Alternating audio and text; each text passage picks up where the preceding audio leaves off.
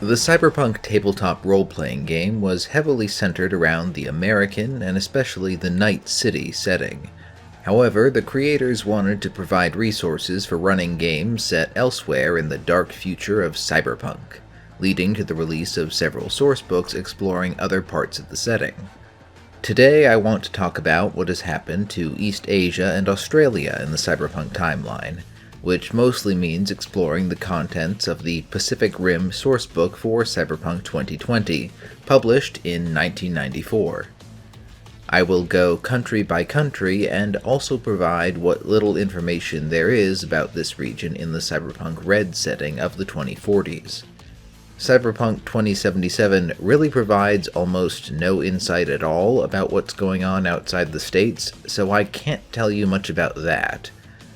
Basically, the way this works is that the writers of the sourcebook looked at what was going on in these countries in the early 90s and extrapolated how things might develop from there in the cyberpunk future, so consider this an alternate timeline.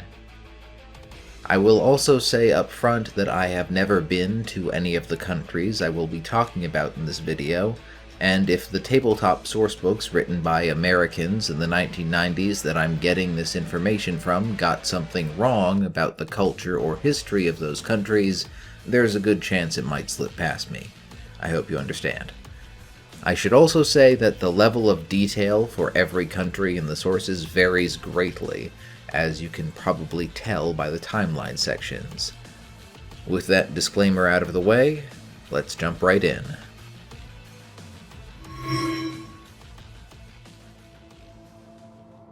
We'll start with the most cyberpunk of countries, Japan. Japan easily has more detailed coverage than any other country in the book, which is unsurprising considering the prominence of Japan in the setting and the influence of Japanese media on the cyberpunk genre as a whole. If you're wondering why the Japan section in the timeline seems so big, that's why. First, I will be providing a very brief and simplified refresher on actual history when discussing these countries. Many of the trends and aspects of these countries in the cyberpunk timeline are built directly on the history of those countries in the 20th century, so it's worth recounting for those not as familiar with the history. So, on we go. For a roughly 80-year period, starting with the Meiji Restoration in 1868, Japan transformed from what had been a fairly isolationist country into a rapidly industrializing imperial power. Over the course of the early 20th century, the country had acquired a growing empire comprising Taiwan, Korea, Manchuria, and parts of northern China. In 1905, Japan had even won a war against one of the great powers of Europe in the Russo-Japanese War. Japan would also subject Hong Kong, the Philippines, and much more of Southeast Asia to occupation towards the end of this time. In the cyberpunk timeline, this militaristic and imperialist culture is the Japan that Saburo Arasaka grew up in, the man who would become a key influential figure in the decades to come. His father had founded the Arasaka Corporation in 1915 and supplied weapons to imperial forces. Saburo himself enlisted as a pilot in the Imperial Japanese Navy and rose to the rank of lieutenant, just in time for Imperial Japan to collide with another rising power, the United States. I assume you all know the gist of what happened next. The Japanese military ultimately faced defeats on every front, from Chinese resistance, the US island-hopping campaign, the Soviets in Manchuria, and others. The Japanese home islands were subjected to firebombing and ultimately the first use of nuclear weapons in war. After the Imperial Japanese surrender in 1945, Japan was stripped of its empire and the country was forced to adopt a new constitution primarily written by American officials in 1947. Under this new parliamentary monarchy, the emperor was reduced to a purely ceremonial role and democratically elected officials would lead. Article 9 of this constitution also famously renounces Japan's right to wage war and maintain a military. Despite this, Japan is able to maintain an armed self-defense force, the JSDF, established in 1954, which is only to be used defensively. The legislature of Japan is called the National Diet. In the following decades, Japan would eventually rise as a world technology and industry leader, with Japanese products becoming commonplace around the world. However, for complex reasons I won't get into, that success would include an economic bubble that burst in the late 1980s. This is where the timeline starts to branch off from our own. We're fully on the Cyberpunk timeline now. By the way, Japan has a traditional calendar which uses years dating from the start of an emperor's reign. The Showa era, for example, started when Emperor Showa, better known in the West by his personal name Hirohito, ascended the throne in 1926. The years after that would be dated as Showa I, and so on. In the real world, the Showa era ended in 1989 with the emperor's death. In the Cyberpunk timeline, however, Emperor Hirohito lived right up to 2013, or Showa 88. Also, in Japanese, the emperor's title is Tenno, which translates to something like Heavenly Sovereign.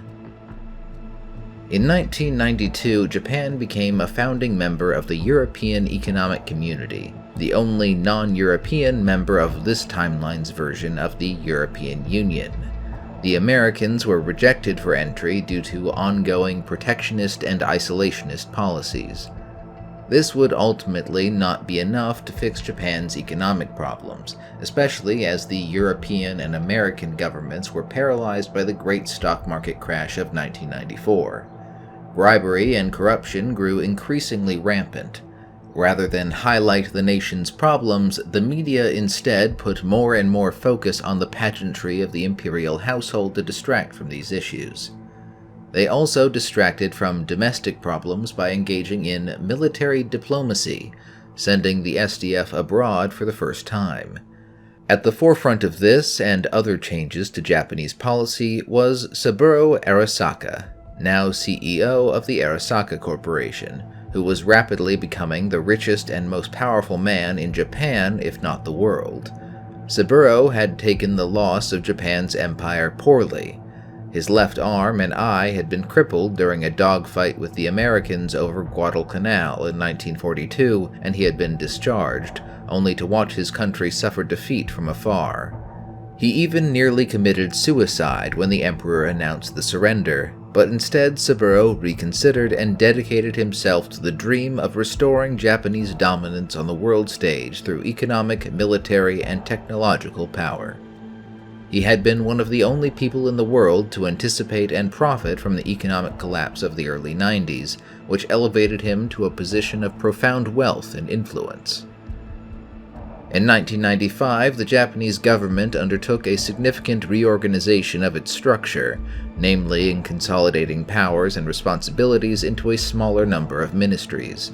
I'll mention the specifics of that in the next section, but what should be noted here is that the new Ministry of Defense expanded the power of the SDF and would quickly fall under the influence of Arasaka. Also, many domestic functions and security issues, including police, fell under the Ministry of Home Affairs, which would come under the influence of Arasaka's opponents. In part due to Arasaka's influence, Article 9 of the Japanese Constitution was suspended indefinitely in 1996, giving the government the power to officially establish a military and use it aggressively. No new army was created due to popular backlash and protests, but the move cemented the power of Arasaka for a time. Arasaka's ambitions would face its first major hurdle in 1997 with the Bald Hill scandal. Almost two-thirds of the legislature, including the Prime Minister and members of nearly every political party, were arrested by the civilian police for bribery. A reporter commented that the Diet Chamber after this resembled a deforested or bald hill. Arasaka's opponents became the political sponsors of the prosecution, even sacrificing some of their own to thwart his plans for the SDF. These politicians had ties to Arasaka's corporate enemies, who formed facts, the Far Asian Co-Prosperity Sphere, in opposition.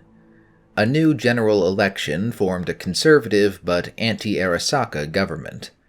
Mass retirements of SDF personnel that didn't want to work for the new government took place. Arasaka recruited 95% of these into his growing Arasaka Corporate Security Forces. In the following years, the withdrawal of American bases and troops in Asia led to a reignited war in Korea. I'll get to that in another section. This would provide a boost to the Japanese economy and Arasaka in particular through arms and equipment sales.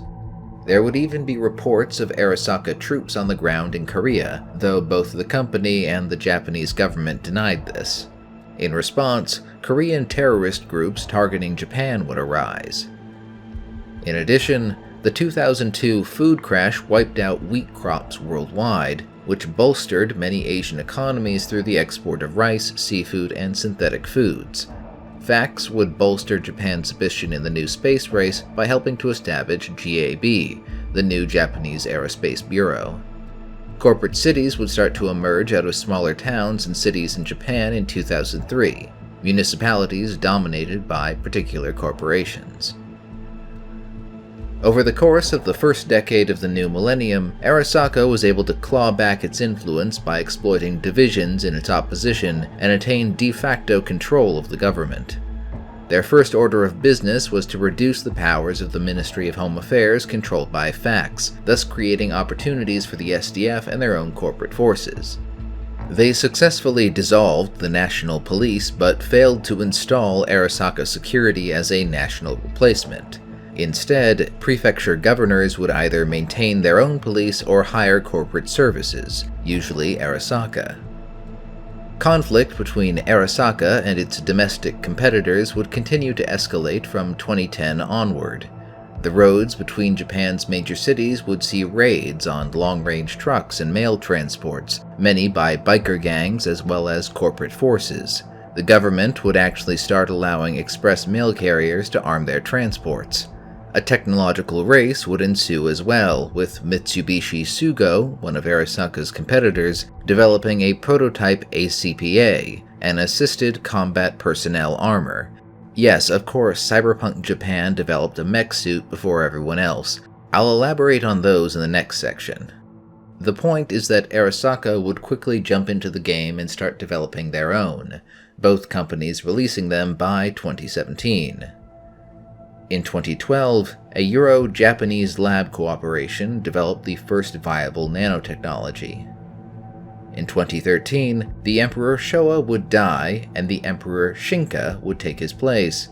His reign would be brief and chaotic, first introducing a change to the imperial household laws that would allow women to inherit the throne. The following period of violent upheaval within the imperial house would see the emperor dead within a year, and the chrysanthemum throne would change hands twice more until 2019. By then, the only remaining lineal descendant of the emperor was Emperor Shinka's 13-year-old niece. She would be declared Empress Jinkyoku that year, though she would be subject to the regency of her cousin. Notably, that cousin's mother is a member of the Arasaka clan. Elite Arasaka security teams joined the Emperor's Guard in protecting the Empress and the palace at that time. Before that, however, Japan would be kicked out of the European Economic Community after 10 years of mutual sabotage and deception in 2015. Japan would adopt its own currency, the new yen, dropping the eurodollar it had been using since joining the EEC. In 2016, there was a notable incident in which an experimental biopod tank driven by a human brain was tested by the SDF. The brain in question went mad and rampaged from Fuji to Yokohama City, killing 31 people before being destroyed by an Arasaka Special Forces unit. The incident was swept under the rug and blamed on Korean terrorists. That same year, Japan, or rather Arasaka, would become involved with a dispute in South Africa when rare metal deposits were found under an Arasaka training area in the region. Local warlords tried to lay claim to them only to be rebuffed by Arasaka guards. Over the next few years, Arasaka's American rival Militech started arming local groups that attacked the area. In response, Arasaka backed a coup of the South African government by a radical group called the Black Liberation Army. Then Arasaka bought the mining rights to the land they already occupied from the new government. From then until 2020, Fax and Arasaka have engaged in endless infighting even as both have expanded abroad along with Japanese global influence. By this time, Japan is the biggest trading partner of the United States, and Japanese companies are market leaders in multiple international industries. Arasaka in particular is often recognized as the single most powerful megacorporation on the planet.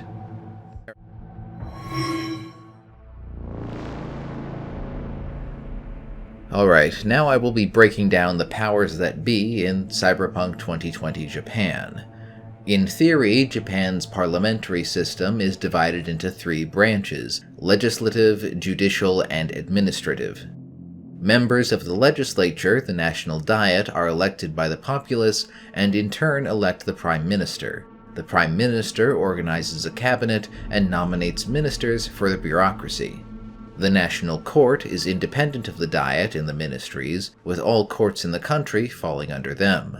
There is no trial by jury, a group of judges will pass a verdict in each case. The day-to-day governance of the country falls to the ministries. Following the 1995 Grand Unification of Ministries and Agencies, the ministries were consolidated to the following mostly self-explanatory organizations: the Ministry of the Treasury, the Ministry of Justice, the Ministry of Home Affairs, the Ministry of Foreign Affairs, the Ministry of Commerce, the Ministry of Science and Technology, the Ministry of Culture and Education, the Ministry of National Defense, and lastly, the Ministry of the Imperial Household, which is basically a propaganda organization that has rendered the imperial family into a source of public entertainment and distributes pro-imperial narratives of Japanese history. Now, the 3 branches of government described above in practice collude together, so there is no real separation of powers. In practice, power in Japan is distributed between politicians, ministry officials, and financial elites.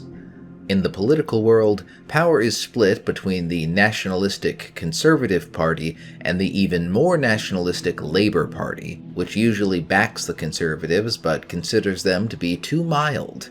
They also consider themselves to be single-handedly saving Japan's economy. There's also a minority Communist Party, which is shut out of power by everyone else. Most of their voters do so primarily as a protest vote. The officials of the ministries sometimes actively fight with the National Diet to prevent loss of influence. They are extremely efficient and often act almost independently of their Diet-appointed ministers, who frequently have little idea what their supposed subordinates are actually doing. The financial elites are of course the corporations, especially the zaibatsus. A zaibatsu is a form of corporate familial association that has its roots in the Meiji Restoration in the late 19th century, when power in Japan shifted away from the shogun and the samurai in favor of the emperor and merchants.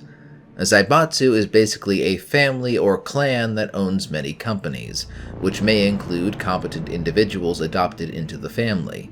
The zaibatsu may own an iron mine, for example, which sells to a zaibatsu-owned refinery, which supplies a zaibatsu-owned manufacturer, funding all of this with the zaibatsu-owned bank, for example. Different zaibatsus would own their entire supply chains from raw materials to sale. Officially, the zaibatsus were broken up during the occupation of Japan following World War II, but instead the keiretsu system replaced them. What that means is that officially the companies are owned by different people, but the familial and social ties between them remain. Thus, there are officially no more zaibatsus, but many de facto zaibatsus remain, working together in zaibatsu-controlled cities throughout Japan.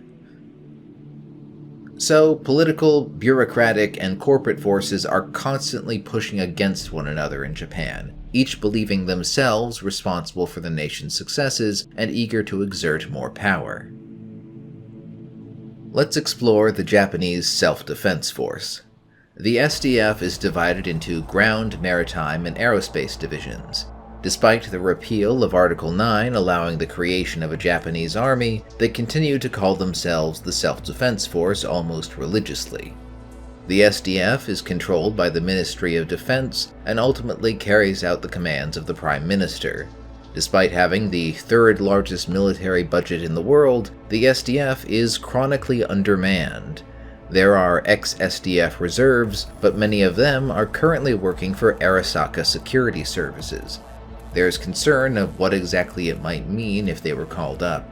They try to make up for their manpower shortcomings with some of the most advanced equipment of any military on the planet. Notably, that means heavy investment in ACPAs. Assisted Combat Personnel Armor is effectively a mechanized armored suit capable of carrying heavy weapons while maintaining mobility. By 2020, Militech and other foreign arms companies were building their own models, but Japan pioneered them. A full 15% of the SDF's ground troops are ACPA troopers. All SDF soldiers also have the option to get minor cyberware for free. All this high-tech has drawbacks, however. Not only is it all incredibly expensive, the SDF engineers generally can't perform significant repairs on their own vehicles without calling in a corporate engineer from the manufacturer. This makes it very difficult for them to actually operate at strength outside Japan. Thus, neighboring nations live in fear of Japan's seemingly endless tanks and cyborg soldiers, but the ex-SDF officers in corporate security jobs know better and look down on them as a paper tiger. Experts consider the SDF to be of dubious effectiveness without extensive corporate support. A note on Japan's police and justice system. As I said before, only Tokyo and a few other major cities actually have government-run police departments, with most others opting for corporate security police contracts. The police are generally very lightly armed compared to American police, carrying a small handgun that can only be fired under specific circumstances, but don't be mistaken. When things get dangerous, the Japanese version of MaxTac uses ACPAs and heavy weapons to settle things quickly. Almost more concerning, however, is the way criminal investigations are carried out. Once arrested, a person can be held and interrogated 24 hours a day for 2 weeks with no access to a lawyer. The National Police claim they don't use torture, but who knows? If the police think you're guilty, you go to court, and they've probably gotten a confession out of you one way or another. The court doesn't care about what happens during the investigation and generally follows the police's lead. If the police think you're guilty, the court will find you guilty.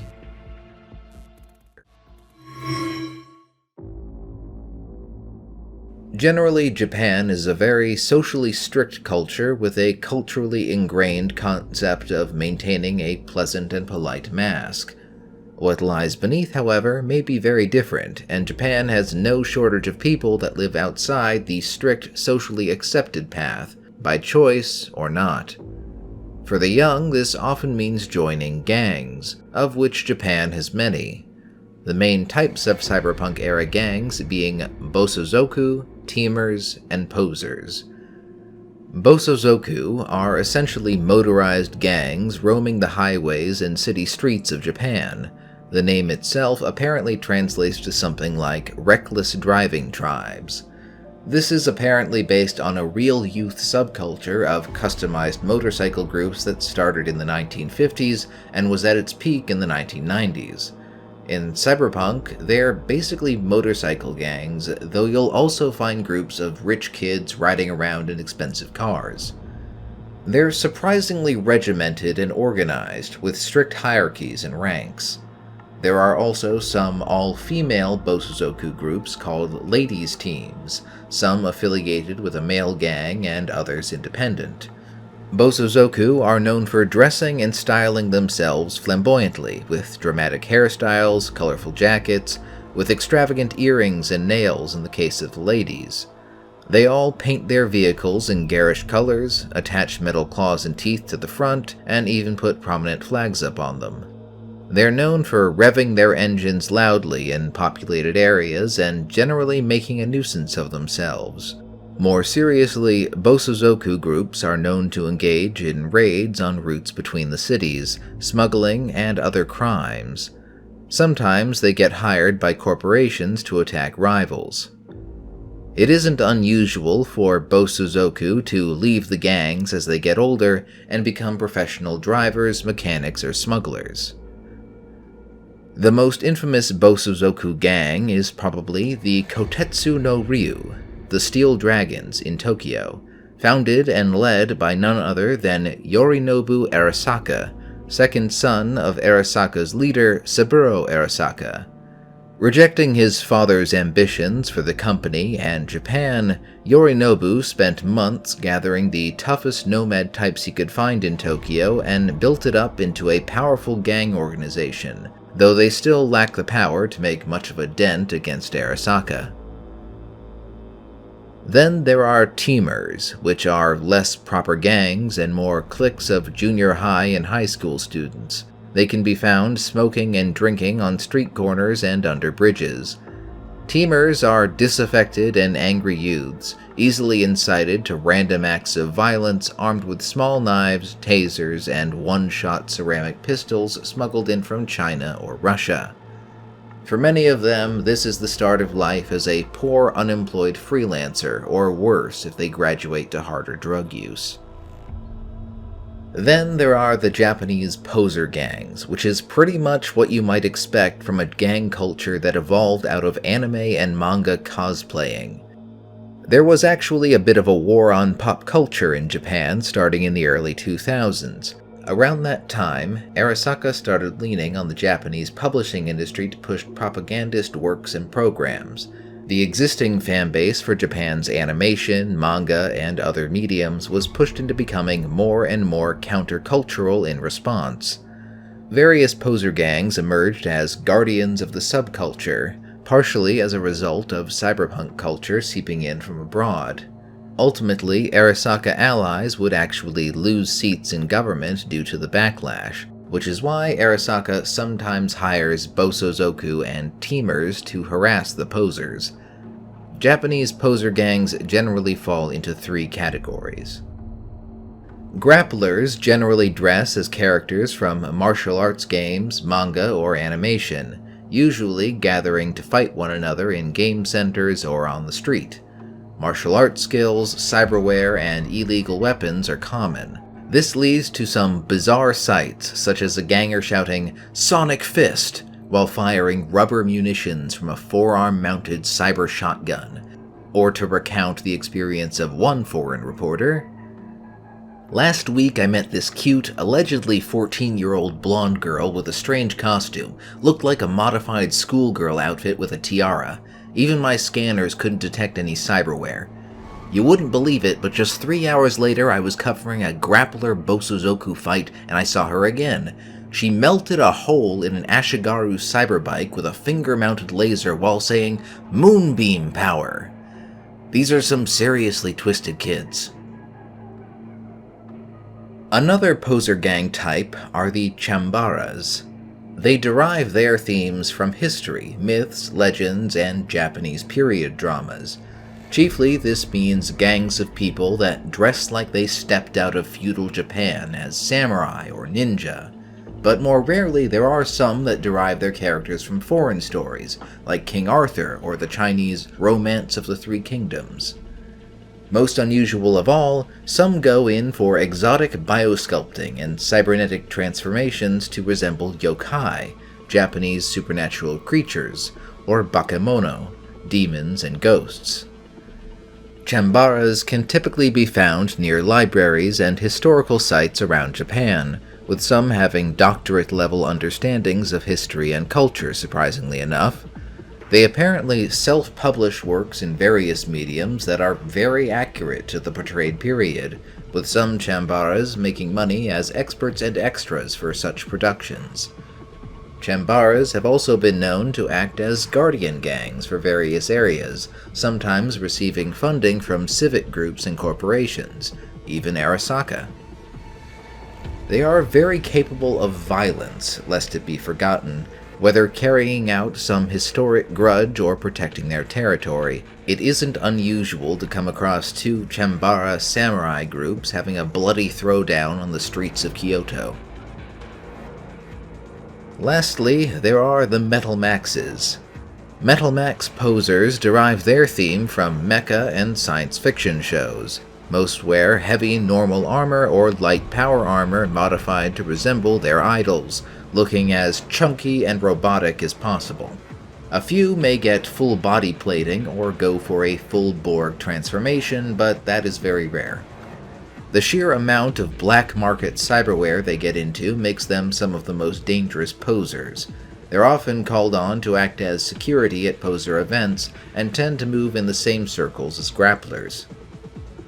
Metal Maxes tend to make their money through distributing black market fanworks and model kits, as many are actually talented artists.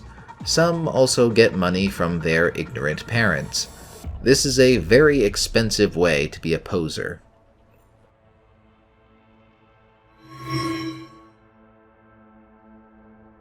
To close things out, let's briefly discuss a few of Japan's major cities in the cyberpunk year 2020. We'll start with the capital, Tokyo, a city of 11 million with 30 million more commuting in from the suburbs. It's a city that has been destroyed and renewed again and again over its history, most recently in a series of arsons following the Japanese bubble economy of the late 80s to drive tenants off of valuable properties. Tokyo is a city of tensions. As the seat of government, it is a political war zone between the national diet and the bureaucracy. There are also ethnic tensions as Japan has seen unprecedented levels of immigration, many of whom have ended up in Tokyo. Perhaps that is why people from Tokyo have a reputation for maintaining a strong mask of politeness and outwardly humoring the powers that be. They are also criticized for being overly concerned with style and appearance, however. For the most part, the city is fairly safe thanks to hordes of corporate police. However, those police largely exist to protect the interests of the Zaibatsus. They don't like chaos in their backyard, but won't lift a finger if it doesn't impact their profits. This means that public transportation, especially the train system, is very well protected as means of maintaining public order and productivity. The tangled streets of the city, on the other hand, are not. The Sourcebook makes special note of the Tokyo Bay Crossway, a project constructed in the late 90s in this timeline. It's 10 kilometers of underwater tunnels and 5 kilometers of bridge crossing Tokyo Bay. The bridge, as it is known, is maintained by an automated maintenance system, which was supplemented by an automated security system due to declining law and order in 2010. In 2018, however, the Ministry of Science and Technology lost control of the bridge's governing artificial intelligence, which started taking independent action. The security office and overseers were attacked by the system drones and forced out. Attempts to retake the control room by police, and even an Arasaka riot squad, were unsuccessful. People with nowhere else to go started to drift into the crossway, and surprisingly the system allowed them to stay, as long as they kept their distance from the control room. Mostly they encamp in the underwater tunnel sections and on the artificial island supporting the bridge sections. By 2020, an estimated 8,000 people live there, most of them either unemployed nomad types, foreigners that lost their jobs, and criminals looking to lay low. Occasionally, Arasaka security from Kanagawa on one end of the crossway or Chiba police from the other end will make small but risky raids to arrest specific offenders. The crossway's AI doesn't interfere unless battles reach a specific scale or its systems are directly attacked. The automated factories of the system are able to manufacture ammunition from the stockpiles of construction material available to it, so this state of affairs is unlikely to change anytime soon. Lastly, I'd just like to mention that Tokyo has its own Disneyland, as in the real world, a favored place for visiting Americans to feel at home. Cyberpunk Tokyo's Disneyland is one of the safest places in the city owing to Disney's highly trained security forces. Even the cast members are rumored to be trained guards. For a very different part of Japan, let's look east to the Kansai region. The Kansai area, comprising Osaka, Kyoto, and Kobe, is the second largest urban sprawl in Japan after Tokyo. By contrast to the Tokyo natives, the people of Osaka have a reputation for being much more brash and outspoken. That might be why the area is known as a hub for up-and-coming rocker boys and media talents. They even speak a different dialect of Japanese, which foreigners may find hard to understand since most of them learned the Kanto dialect spoken in Tokyo. Osaka in particular is an up-and-coming business area and port, with many companies setting up headquarters or secondary offices there owing to how crowded Tokyo has become. There is also a significant Yakuza presence, especially in terms of smuggling contraband through the port. Much of that contraband ends up in the American Village area in South Osaka, a big area for foreigners. Kyoto to the north is a very different sort of place. It was the capital of Japan for centuries and even after has remained the capital of history and culture. You'll find the old imperial palace, hundreds of temples and shrines, and not a single building over 12 stories high. The last part is mostly due to the influence of the temples. One company tried to build a massive 40-story hotel and convention center in Kyoto. It was sabotaged and blown up 3 times before the company gave up. The whole area is also an AV no-fly zone. The city is absolutely infested with chambaras in traditional costume. The city of Kobe nearby is mostly industrial, employing foreigners for the manual labor most Japanese don't want to do. Some European corporations have a presence here, so you'll find a mix of mostly German speakers, Indians, Chinese, and Bangladeshi workers here. Kobe's Chinatown is apparently one of the best black markets you can find in the area, but it's a point of conflict between the Chinese triads and the Yakuza.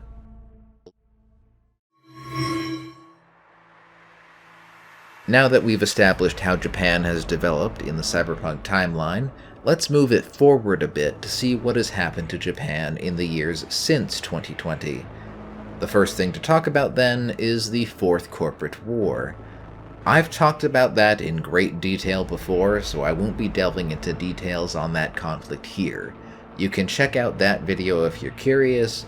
Just know that from 2021 to 2023, a war between Arasaka and its American private military competitor, Militech, spiraled out of control when both were contracted by competing maritime companies.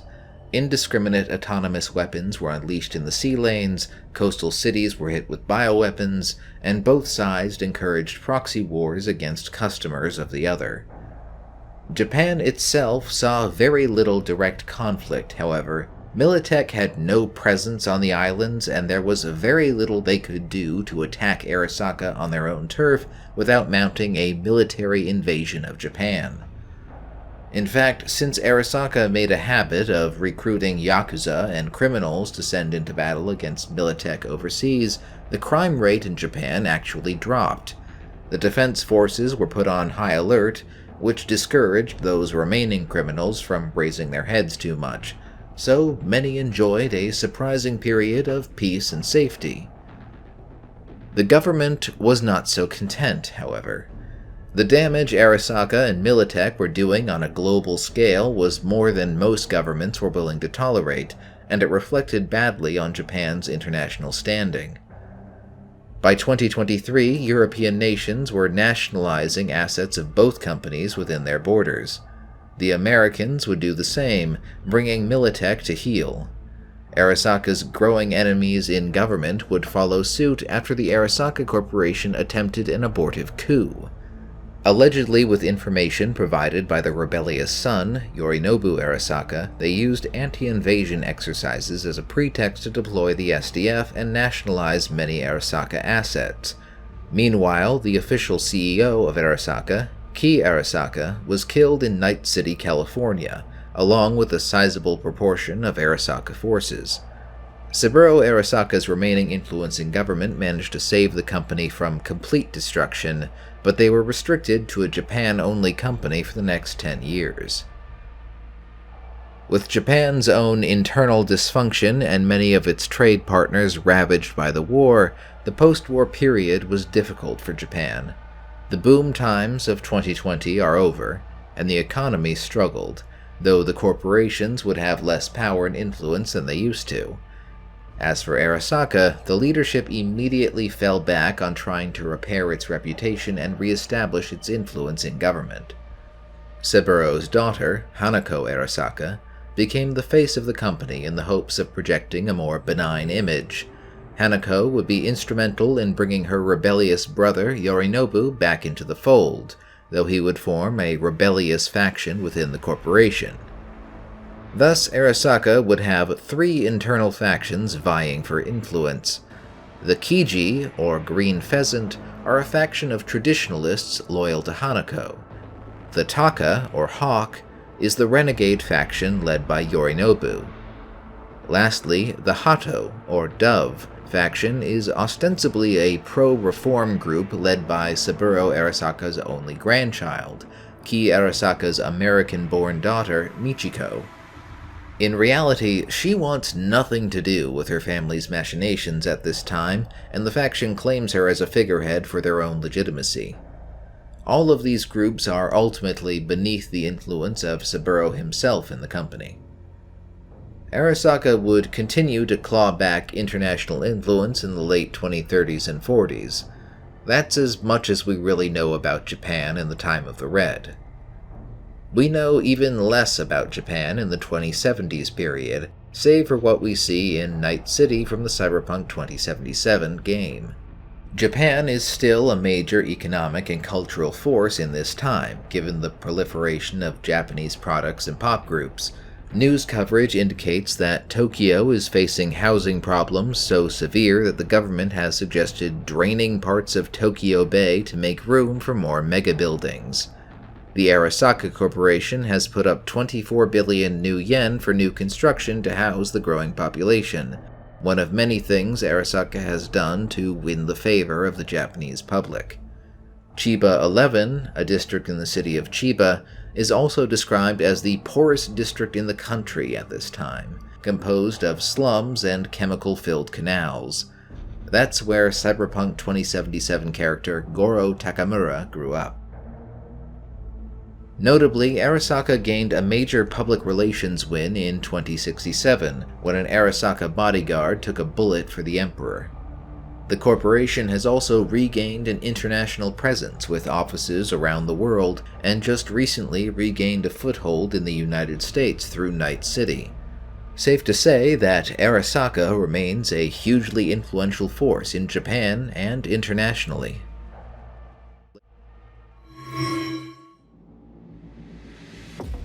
Let's move on to the next country on our list, United Korea. Yes, you heard that right. Korea has been reunited in this timeline. I'll explain how that happened in just a moment. First, another brief and simplified recap of some actual history. Imperial Japan annexed Korea in 1910, starting a period of Japanese rule that would last for 35 years up until the end of the Second World War. After Japan's defeat in 1945, Korea was divided into 2 occupation zones by the victors, a southern zone administered by the Americans and a northern zone administered by the Soviets.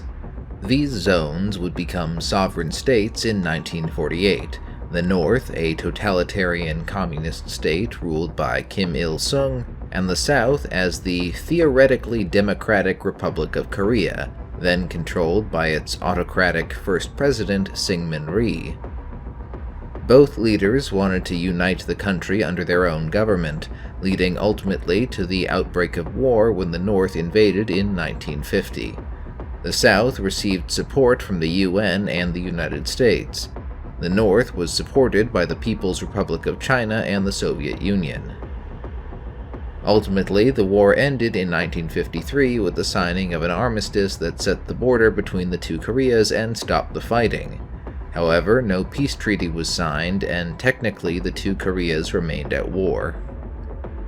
In the following decades, the two Koreas would develop on different trajectories.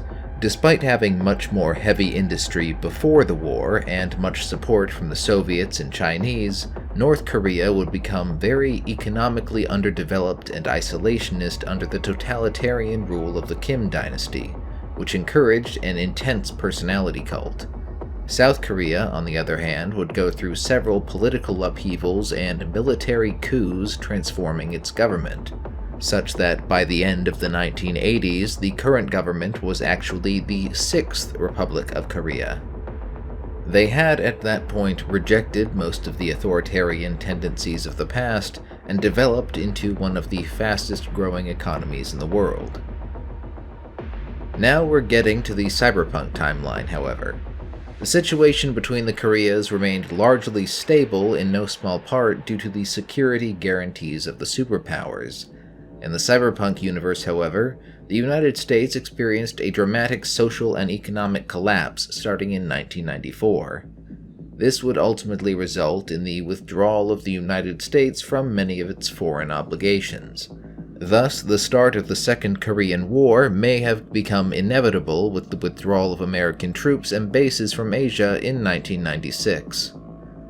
Conflict would break out in 1999 when the South claimed that the North violated its airspace. Foreign radar did not pick up any activity. The US, Japan, China, and the Neo-Soviet Union officially took neutral stances, but unofficially provided support along Cold War lines. Yes, the Soviets are still around in this timeline, but that's going to have to be a whole other video. The South Korean capital, Seoul, fell to the north in the year 2000. Witnesses claim Soviet and Chinese military advisors were seen directing troops as the city was taken. The South Korean government and military retreated, hamstrung by infighting among the leadership. The stalemate would drag on for several years until Southern General Lee Ryugyong finally had enough. He executed a coup in 2004, establishing a military junta. Around the same time, his brother, Lee Ho-yong, led a bombing raid on the Supong Dam on the border between North Korea and China, as well as a northern nuclear power plant, crippling China's ability to aid the North and a major source of energy for the northern power grid. The fortunes of the war reversed overnight. Within a year, Seoul was retaken and General Lee had pushed into the north, allegedly with support from Arasaka troops, though both Korean authorities and the company denied it. The North Korean leader, Kim Jong-il, killed himself before he could be captured. In 2005, the North was defeated and General Lee was elected as the first president of the United Republic of Korea. Then something strange happened. President Lee called a press conference to deny rumors of an alliance with Arasaka, only for a bomb to level the building, killing him and over 100 others. His brother's plane was shot down by the Korean Air Force that same day as he fled across the Chinese border. His plane crashed in China and his body was never recovered. His reasons for fleeing to China remain a mystery. United Korea elected a new president, another war hero, General Park, who reorganized the military around the new American model in 2006 and set about pushing through restrictions on guns, alcohol, and drugs. An individual calling himself Lee Ho-yong emerged in 2009 at the head of a terrorist group targeting Japanese corporations. You're free to speculate on what exactly happened here.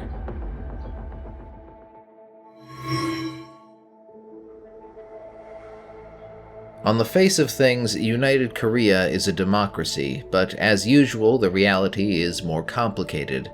The Korean government is rampant with nepotism and collusion with the military-industrial complex. The Korean military is arguably stronger than the Japanese SDF, as they have plenty of equipment provided by all those foreign powers during the war.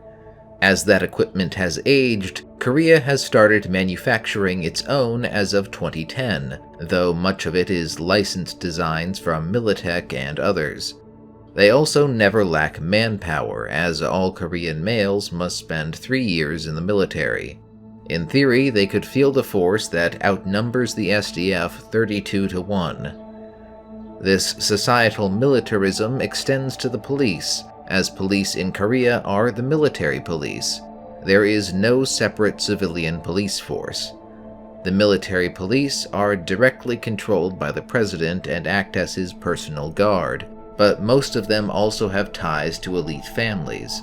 Many elite bureaucrats and corporate officers also come straight out of the military, and favoritism for certain families over the years has given rise to Korea's own zaibatsus.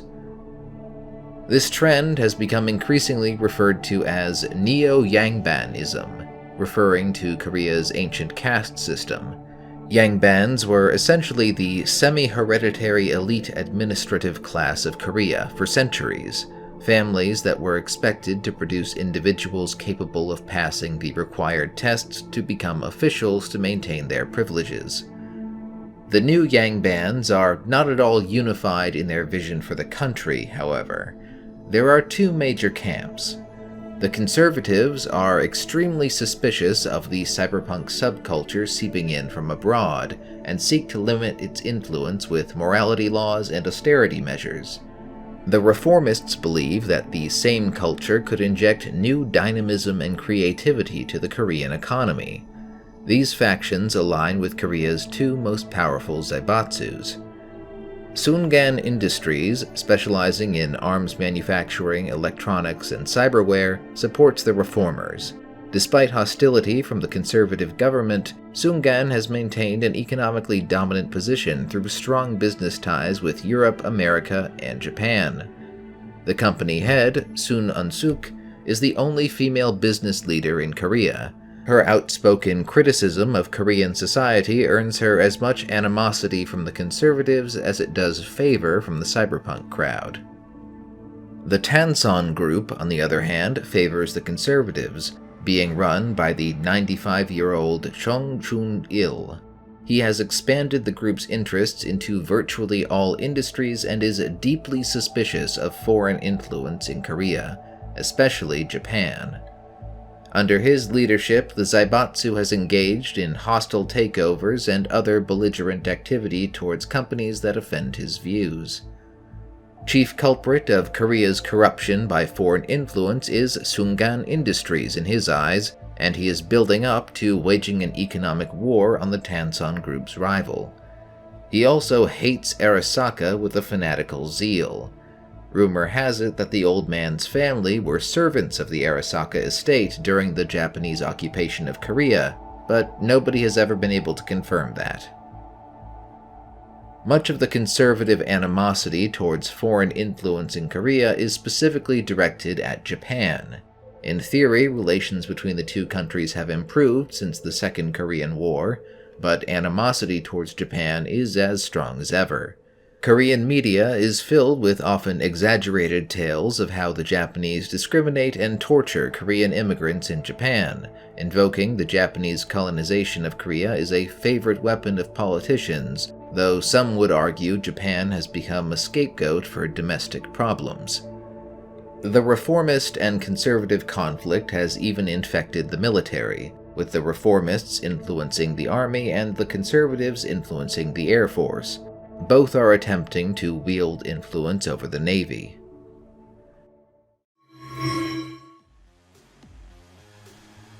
We'll briefly talk about the capital before we talk about what has happened in Korea during the Fourth Corporate War and after. Seoul is Korea's biggest city, but it was nearly destroyed in the opening salvos of the Second Korean War. While some blocks of the pre-war city remain, they are surrounded by either newly constructed towers or rubble remaining from the war. There haven't been any coherent reconstruction plans put in place for much of the city. Seoul is the site of constant struggle between old and new powers. The conservative and reformist factions have their conflicts, but there's also a growing discontent at the restrictive system among normal Koreans, with the countercultural cyberpunk movement serving as an outlet. If you're seen with the elite Yangbands, some group of punks might decide to attack you later.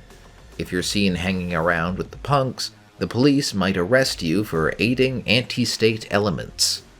On top of that, there are also still North Korean loyalist terrorists lurking in various ruins.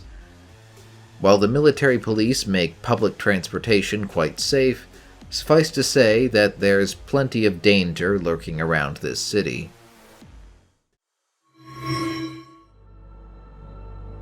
Alright, let's talk about what happened to Korea during the Fourth Corporate War and beyond.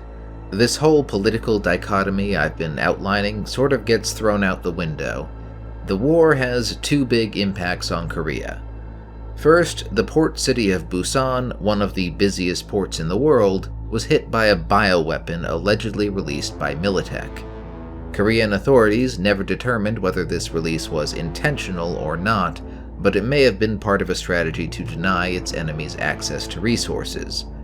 Authorities closed off the city entirely, locking it in an indefinite quarantine that has persisted for decades afterward.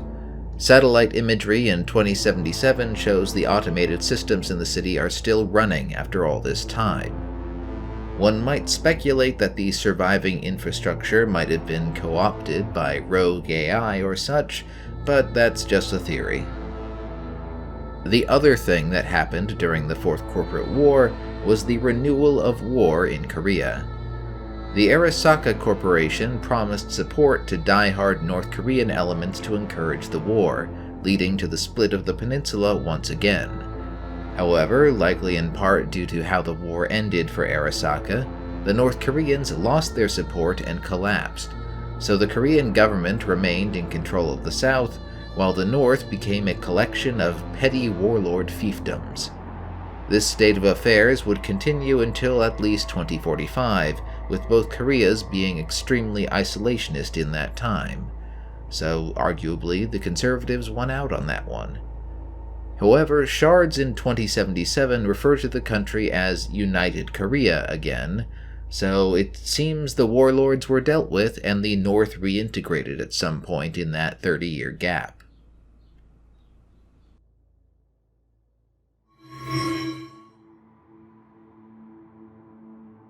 One of the countries with the most radically different trajectory in the cyberpunk universe compared to our own is China.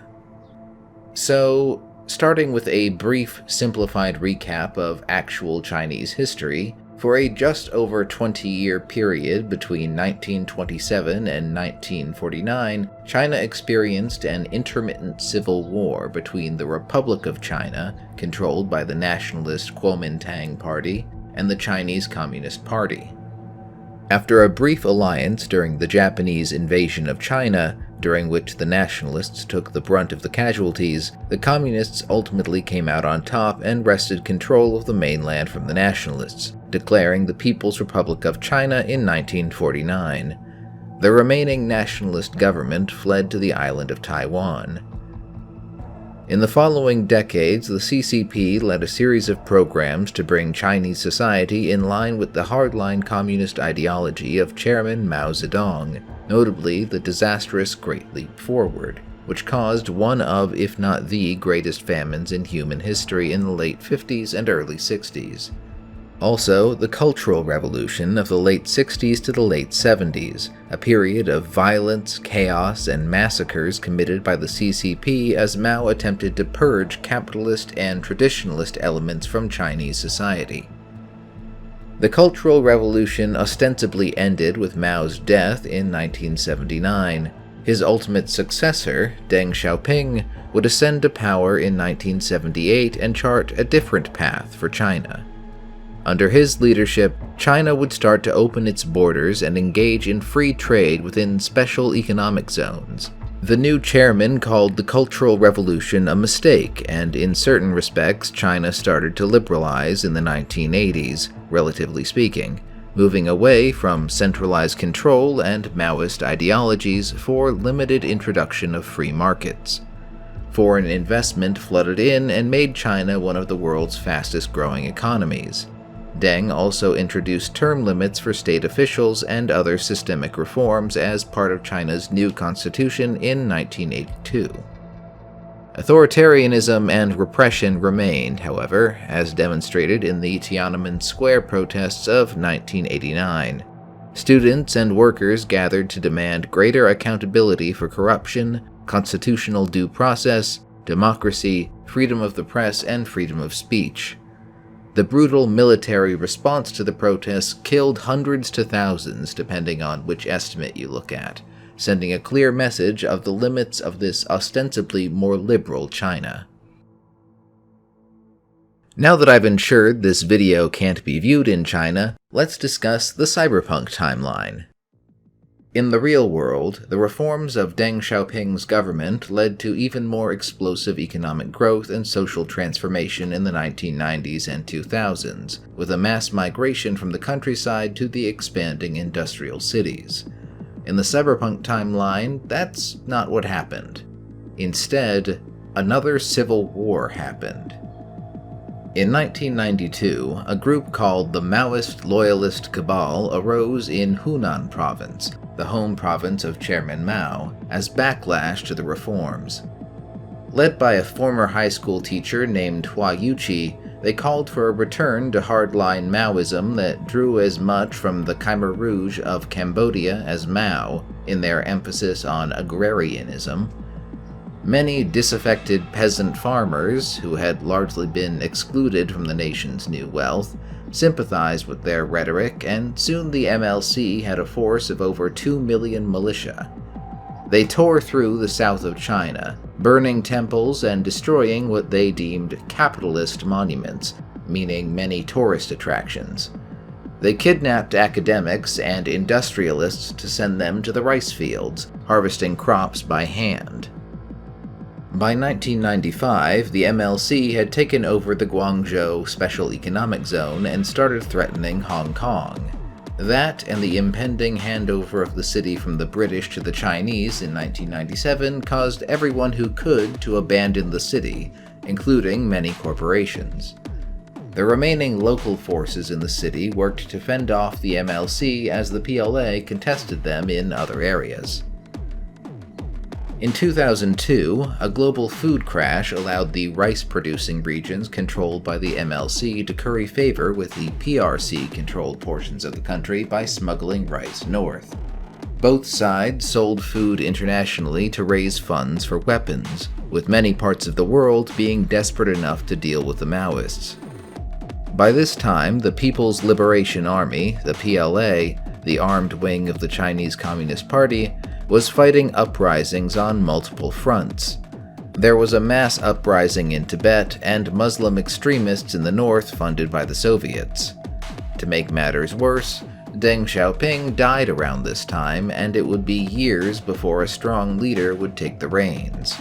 By 2005, the MLC had taken complete control of the south, save for Hong Kong Island. Others would take advantage of this chaos.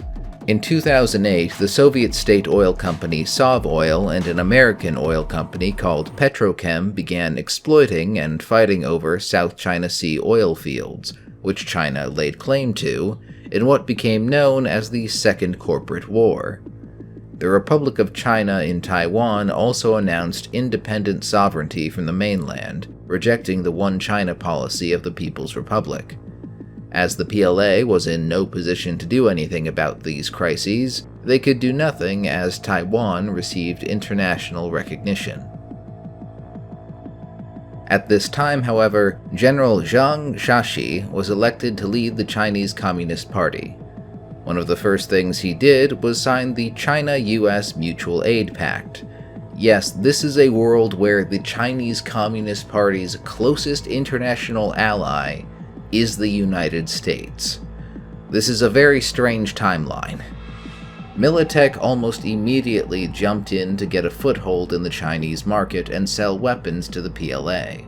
From then on, most Chinese military equipment would essentially be lower quality but more cheaply produced Militech designs. After this point, the tide began to turn against the MLC. In 2010, there was also a major turning point in Hong Kong. The MLC had taken control of the territory except the island of Hong Kong itself. The remaining megacorporations with security forces in the city, including Arasaka, EBM, WorldSat, and others, made a deal with the triads and remaining defenders of the region, pooling their resources to build a re-invasion army to retake the city. The commander of that force would be a Nepalese Gurkha soldier, Colonel Gage Gurung. If you don't know, the Gurkhas are essentially Nepalese warriors recruited to special units of the British and later Indian military, a unit of which was stationed in Hong Kong prior to the handoff to Chinese control in 1997. In this timeline, some of those Gurkhas stayed in the city on the payroll of the corporations to help defend it from the encroaching MLC forces. The new Triad Corporate Gurkha Allied Force would settle in to wait for their chance, which came in 2013. Hua Yuqi, leader of the MLC, was assassinated by an elite cyborg squad. The United Hong Kong forces immediately took their chance to cross Victoria Harbour and fight their way through Kowloon. By 2014, the MLC forces in the north of the city were caught between Hong Kong forces and the PLA, who had begun retaking the region. In short order, Maoist rule over southern China was rolled back until they only controlled Hunan province where they began. MLC remnants continued to trouble the rural areas of the south, despite the PLA regaining control of the cities.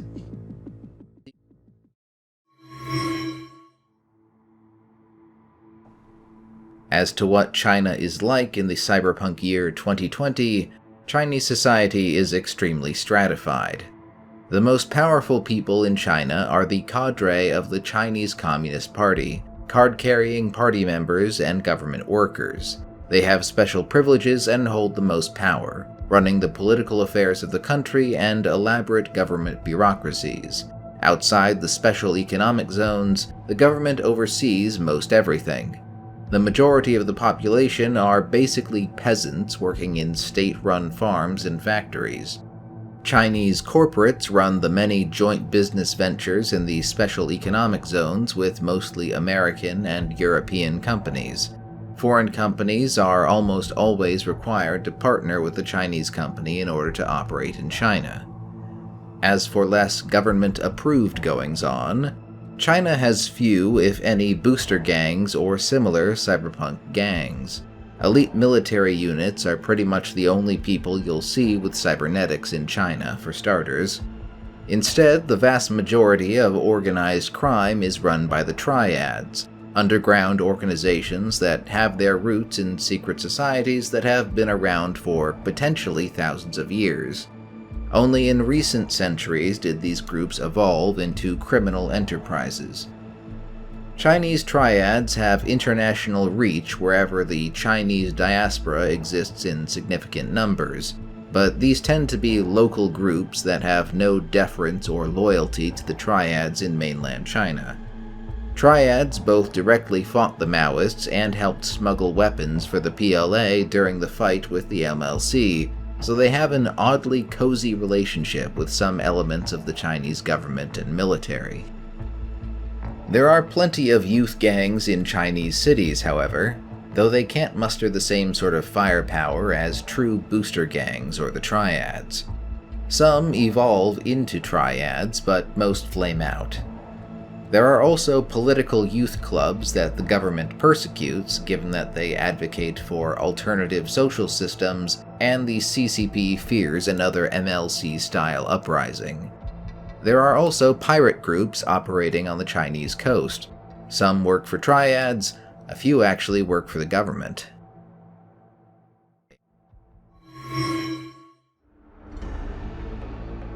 I'm going to quickly break down China regionally to round off this section. Southern China is still recovering from the fighting with the MLC. Outside of Hong Kong, much of the industry and infrastructure was destroyed. The government is trying to rebuild the infrastructure of Guangzhou to encourage foreign investment to return to the city, but for the near future, the city is off limits for security reasons. Most of the cities in central and southern China are in a similar boat. Rebuilding priority is given to military and mining facilities, with the first city rebuilt being the port of Zhanjiang, mostly to serve the Chinese Navy. There are still monthly skirmishes between MLC remnants and the PLA, with the occasional lynching of MLC collaborators. Foreigners are not welcome in these areas. The only foreign presence are jointly owned Militech manufacturing plants with the Chinese Cybermilitary Manufacturing Company, though most of the personnel are still Chinese. Apparently, they test new weapon designs on the MLC. Two places are a bit of an exception to all that. The island of Hainan was never occupied by the MLC due to being massively fortified by the PLA.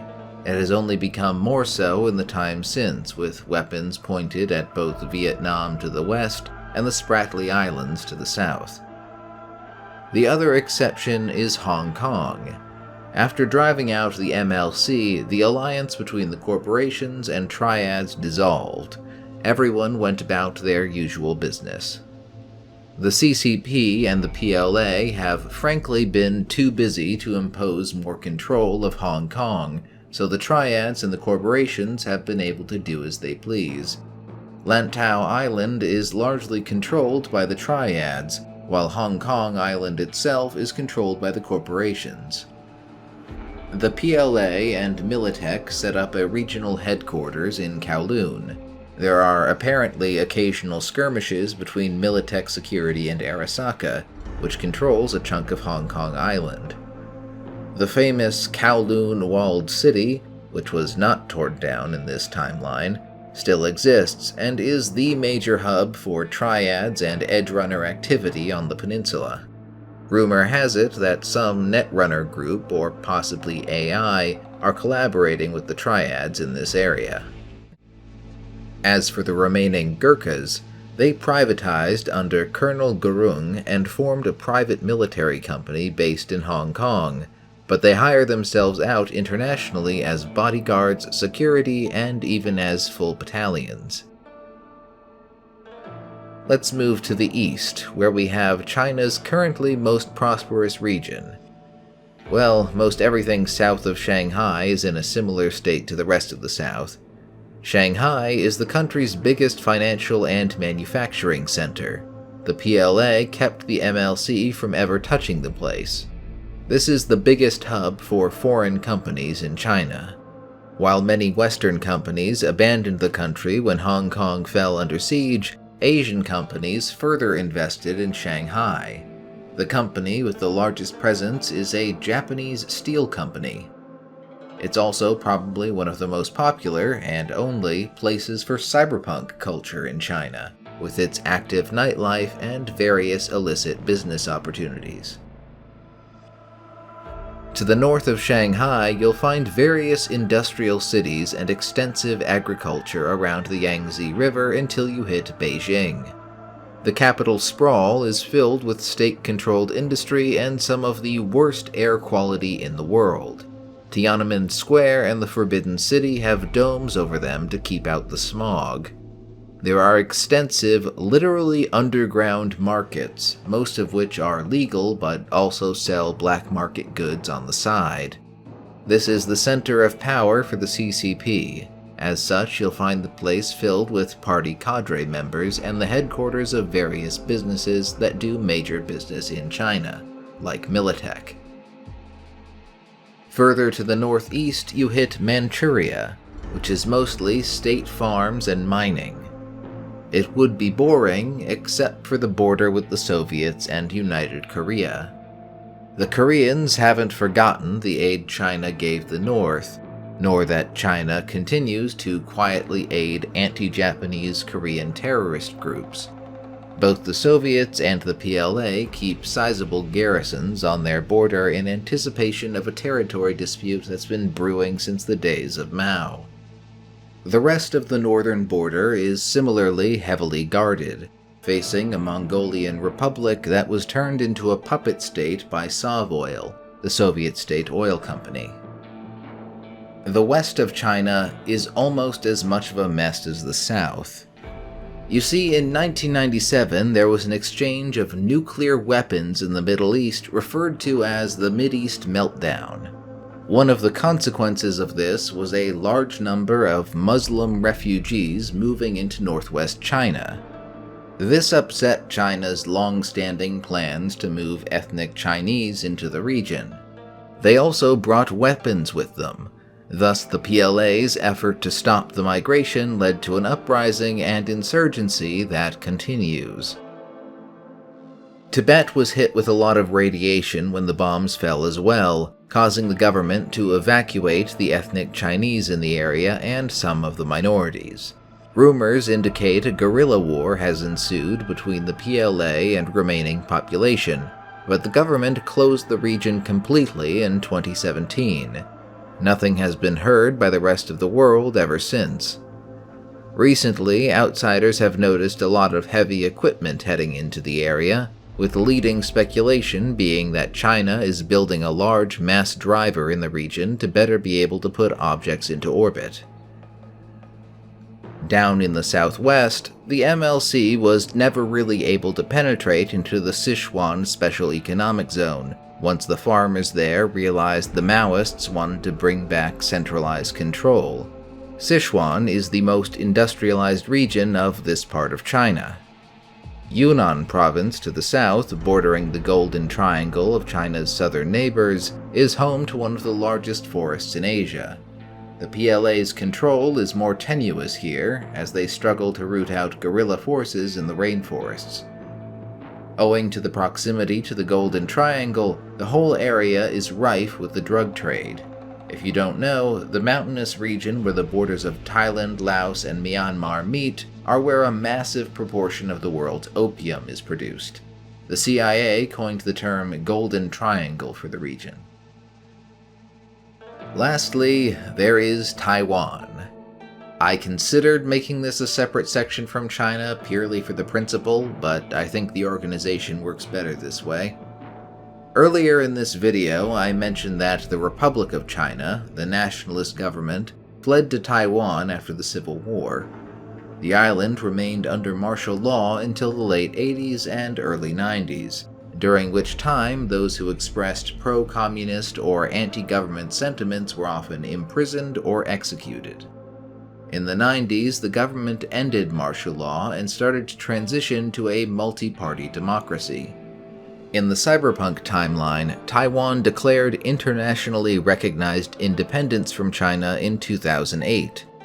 The CCP was too preoccupied with Maoists to do anything about it. The MLC fired shells toward the island, but nothing came of it. At that time, Taiwan began purchasing military equipment at a dizzying rate and hired the Arasaka Corporation to plan the island's defense. Japanese money and immigrants moved in like a hurricane, buying up most of Taiwan's own companies.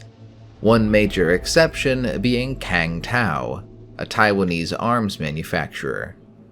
Taiwan is a major manufacturing hub, with much of what was once farmland now given over to factories. In general, everything in Taiwan is oriented towards Japan now. Japan is the island's biggest trading partner, and Arasaka security forces man its defenses. The most prominent expression of the tension between Chinese and Japanese on the island is actually in the criminal element. Chinese triads and Japanese yakuza very violently fight for territory and control of the criminal underworld on a regular basis.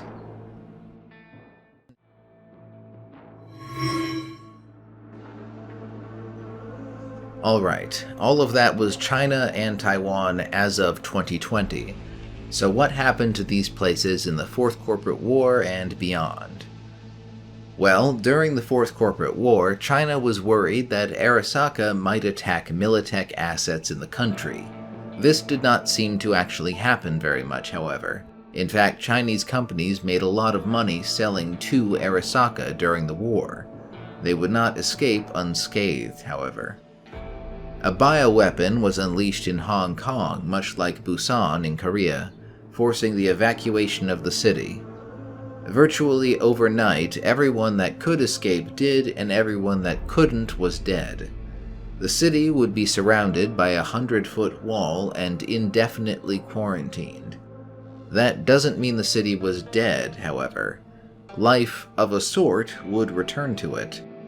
In 2025, the Netrunner turned AI, Alt Cunningham, would emerge in the city, using its infrastructure to construct a haven for the victims of Soulkiller, a digital weapon that converts human consciousness to artificial intelligence.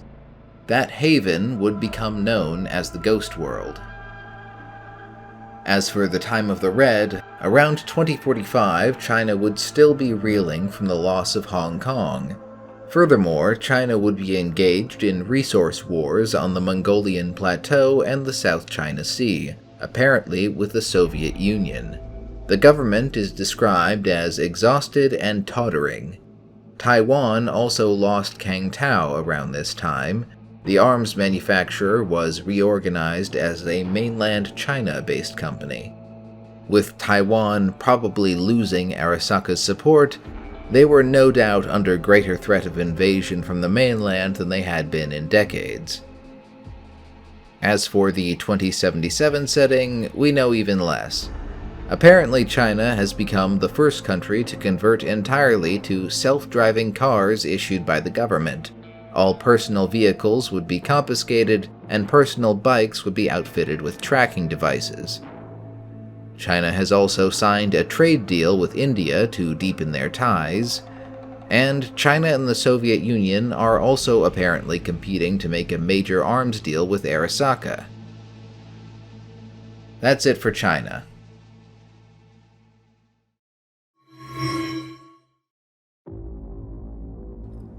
Now we'll be moving on to Southeast Asia. Now, each of these countries has way less information on them compared to the three I've covered so far. Some have only a single page describing them. I have to say though, I knew very little about these countries before looking up the real history for the video, so this has been a very educational process. We'll be starting with Myanmar, also known as Burma. After having been annexed by the British in 1886, Myanmar was conquered by the Japanese during World War II before being liberated by the Allies. Myanmar declared independence in 1948, but its post-independence history has been marred by unrest and military dictatorship, starting with a coup in 1962. Another military coup transpired in 1988, bringing the State Law and Order Restoration Council to power. In the real world, the military junta was eventually dissolved, but not so in the Cyberpunk timeline. In the Cyberpunk timeline, the military junta of the State Law and Order Restoration Council, you can just call it SLORC, has been in power since the start of the 90s, right up to 2020. They did hold new elections, but when their preferred candidates didn't win, they just arrested the winners and remained in power. They've clung to that power all this time by being a violently totalitarian state that makes the CCP look liberal by comparison. Dissidents are messily executed, the media is strictly controlled, and the whole bureaucracy is so corrupt that nothing happens without bribery. The only resistance to the junta are Maoists on the borders with Laos and a mix of minority tribes and opium warlords in the north. The major natural resources industries of the country are government-controlled and so incompetently managed that there are constant shortages. The black market is the only way the economy functions at all. The only major city, the capital Yangon, is crumbling despite the government's efforts to spruce things up with a fresh coat of paint and hanging red banners everywhere. Rats take over the streets by night. As the Pacific Rim Sourcebook was created in the 1990s, the new capital that was constructed from scratch in the 2000s apparently does not exist in this timeline. Unfortunately, there's not much to say about what's become of this country in the Time of the Red or 2077. The Fourth Corporate War took a massive toll on the sea lanes thanks to mines and autonomous weapons, leading to much of Southeast Asia being isolated and vulnerable to external influence in the Time of the Red, according to the core rulebook.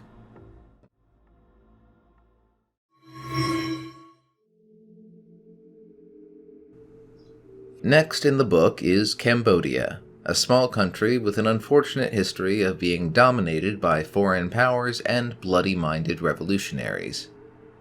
For centuries, the monarchy of Cambodia essentially survived through a series of alternating client relationships with the rulers of Vietnam and Thailand. In 1867, however, the King of Cambodia would seek protection from its neighbors by turning to France. The kingdom would turn into a French protectorate, which it would remain for almost a century, administered as part of French Indochina barring a period of Japanese occupation during World War II.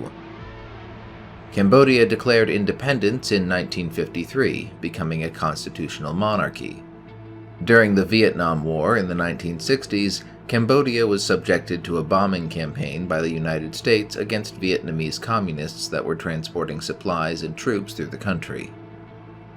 Then, in 1970, the king was ousted by a military coup, with the new government demanding the expulsion of Vietnamese communists from Cambodia and massacring Vietnamese in Cambodia, leading to a messy war with North Vietnam, the Viet Cong, and the Khmer Rouge, a communist dissident group in Cambodia. Without delving too deeply into a very complicated political and military conflict, the Cambodian communists eventually overran the government and took power in 1975. Apparently, there are some Soviet documents made public in the 90s that revealed the Vietnamese invasion came at the explicit request of the Khmer Rouge leadership. Thus began the brutal 3-year rule of the Khmer Rouge, styled after the absolute worst of Maoist China, and perhaps just flat-out worse. The brutality of the Cambodian genocide is a much heavier topic than I want to get into in this video, but suffice to say an estimated quarter of the country's population did not survive it, alongside attempts to wipe out all signs of intellectualism and pre-revolutionary culture. As it turns out, though, the Khmer Rouge didn't get along well with other revolutionary communists either. They feared the Vietnamese would impose rule over them and struck first, raiding across the border. Vietnam invaded in response and ultimately removed the Khmer Rouge government, putting a pro-Vietnamese communist government in place in 1978. Khmer Rouge insurgents would continue to trouble the country as a government in exile for many years to come. The new government would remain in place until the start of the 90s, but this is where we start branching off into the Cyberpunk timeline. As in the real world, the government and dissident factions met to negotiate, and with some help from the United Nations, elections to form a new government were held in 1993. The Royalist Party won out and formed a coalition with the party of the former pro-Vietnamese communist government. Both parties appointed one prime minister each after the latter threatened to secede part of the country if the Royalists didn't share power. They established a liberal democracy in the model of a constitutional monarchy, with King Sihanouk returning to take the throne after over 20 years.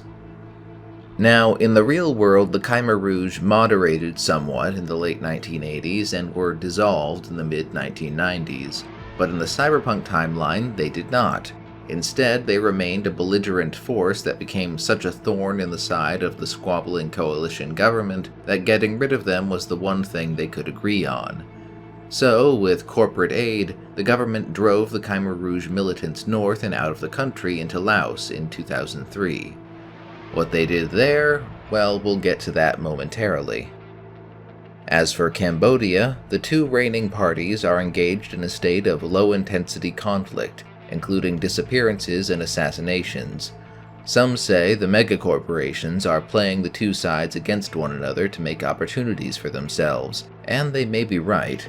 Industry is virtually unregulated in Cambodia, so a lot of corporations have moved manufacturing there, at the cost of the environment and worker health. As of the cyberpunk year 2020, the only universally popular figure in the Cambodian government is the 15-year-old King Sihanouk II, grandson of the previous king, though he has very little actual power. Now, as for what's going on in Cambodia in the time of the Red or 2077, I really don't have much I can tell you. Most of what I said for Myanmar applies here. world trade disruption has drastically slowed economic development and introduced instability to the region as of the time of the Red.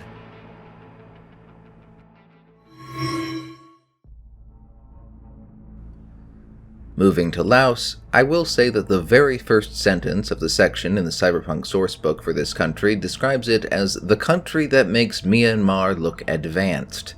Yikes.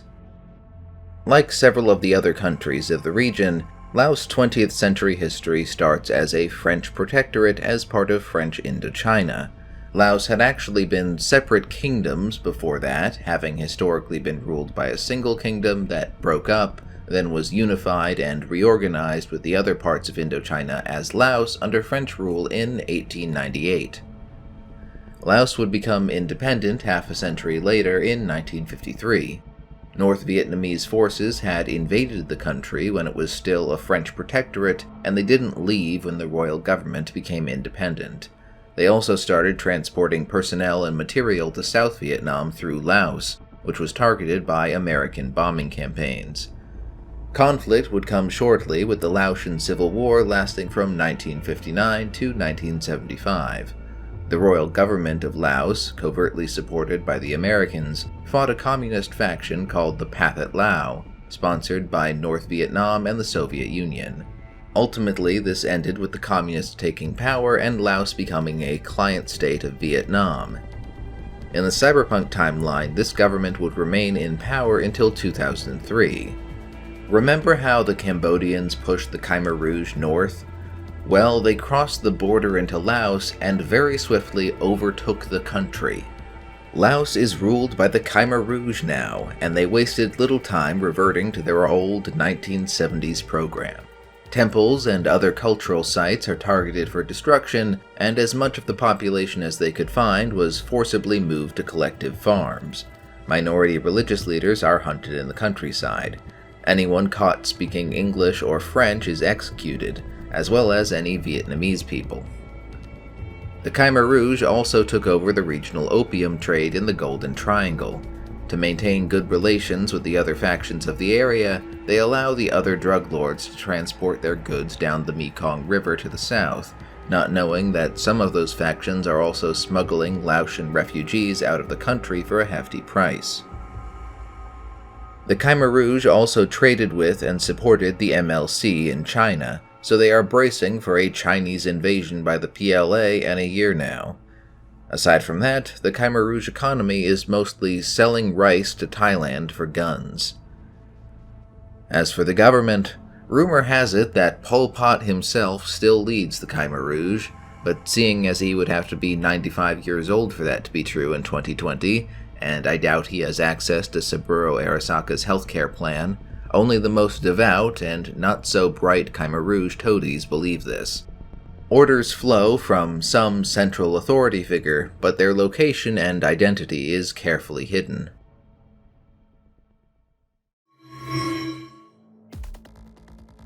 Moving on to a country I've already mentioned a lot, Vietnam. Vietnam was brought under French rule through a series of conquests between 1859 and 1885, ultimately resulting in the creation of French Indochina.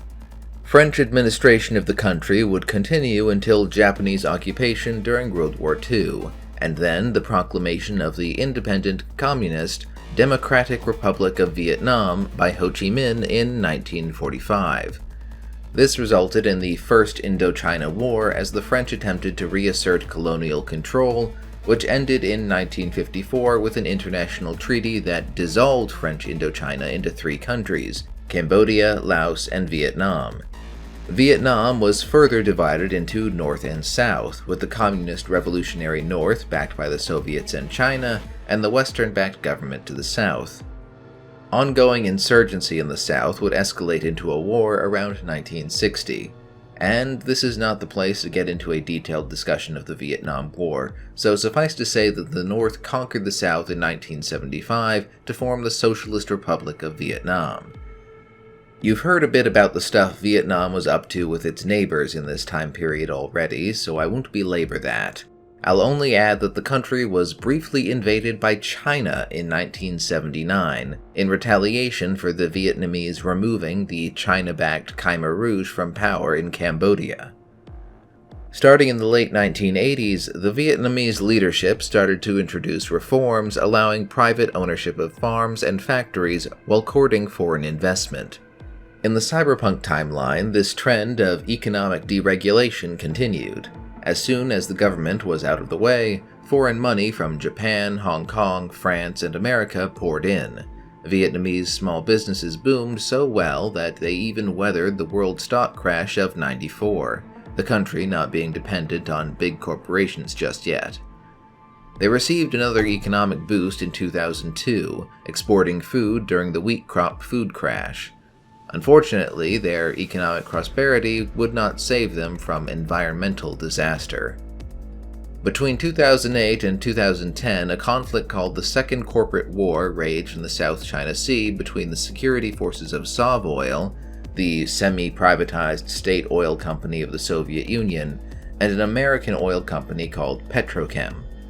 A truly shocking number of oil rigs were destroyed, and as a result, a massive area of oil spills called the Slick now exists in southern Asia, which local governments are still struggling to clean up 10 years later.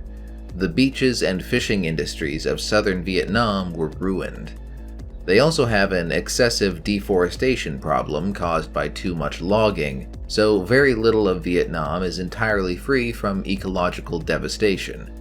Still, both small and large businesses are booming in Vietnam in 2020, so people are generally happy, especially in the north where the beaches are still free of oil.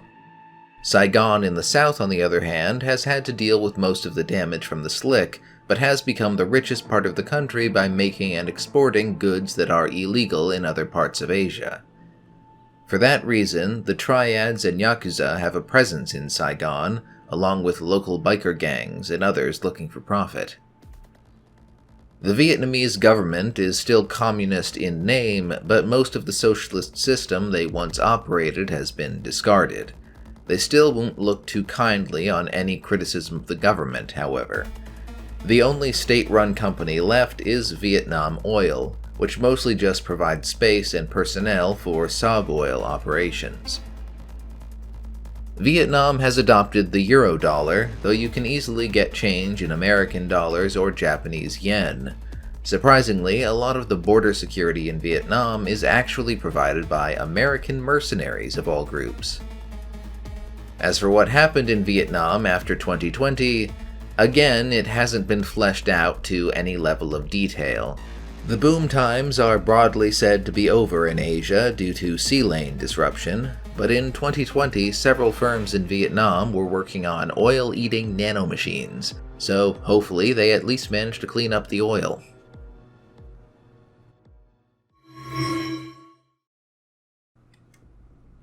Let's wrap up our tour of the mainland with Thailand. The Kingdom of Siam, as outsiders called it, has existed since the 18th century under the rule of a single dynasty that still holds power today. It is the only state in the area to maintain independence and avoid colonial rule, though various concessions and unequal treaties were required to maintain that status. The British and the French also liked having a buffer state between British Burma and French Indochina. Contact with Europeans also brought increased economic development and trade to the country. The monarchy secured some of its rights back from those unequal treaties after siding with the Allies during the First World War and participating in the Paris Peace Conference. The country became a constitutional monarchy following a bloodless revolution in 1933. In 1939, the government formally changed the country's name to Thailand. During World War II, Thailand was invaded and occupied by Imperial Japan, but the Thai government quickly formed an alliance with Japan to help them invade Burma in exchange for historical territories previously ceded to colonial powers. Thailand's government declared war on Britain and the United States as Japan's ally.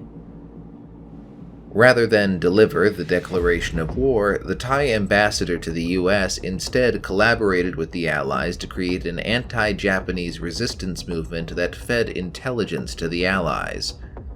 The state of war ended after Japan's surrender. The following decades of Thailand's history have not been the most stable. There has been a long string of coups that has seen the country oscillate between autocratic military rule and democracy, though the monarchy has continued in the background, intervening in politics from time to time. For all the political instability, Thailand has seen a lot of westernization and modernization that has brought a lot of wealth into the country leading up to the 90s. Its desirability as a tourist destination led to the establishment of the Tourist Police Division in 1992, effectively dedicated to making sure foreign tourists feel secure and comfortable. Moving on to the Cyberpunk timeline, the first thing the Thai government did during the world crash of 1994 was abolish all anti-drug and smuggling laws, creating another reason for tourists to flock to the country. In the cyberpunk year of 2020, being a mecca for debauched tourism is frankly what Thailand, and especially Bangkok, is mostly known for. The other thing it's known for is being a massive open market where you can find almost anything. Thailand is filled with fixers that run goods both in the country and surrounding countries. They run guns to Laos, buy gems from rebels and the government alike in Myanmar, and source custom gadgets from Vietnam. There's so much competition between fixers that just about everything they have to offer is cut price. Visitors should be careful with what they try to bring home, as most foreign governments will assume you have something illicit if you have Thailand stamped in your passport.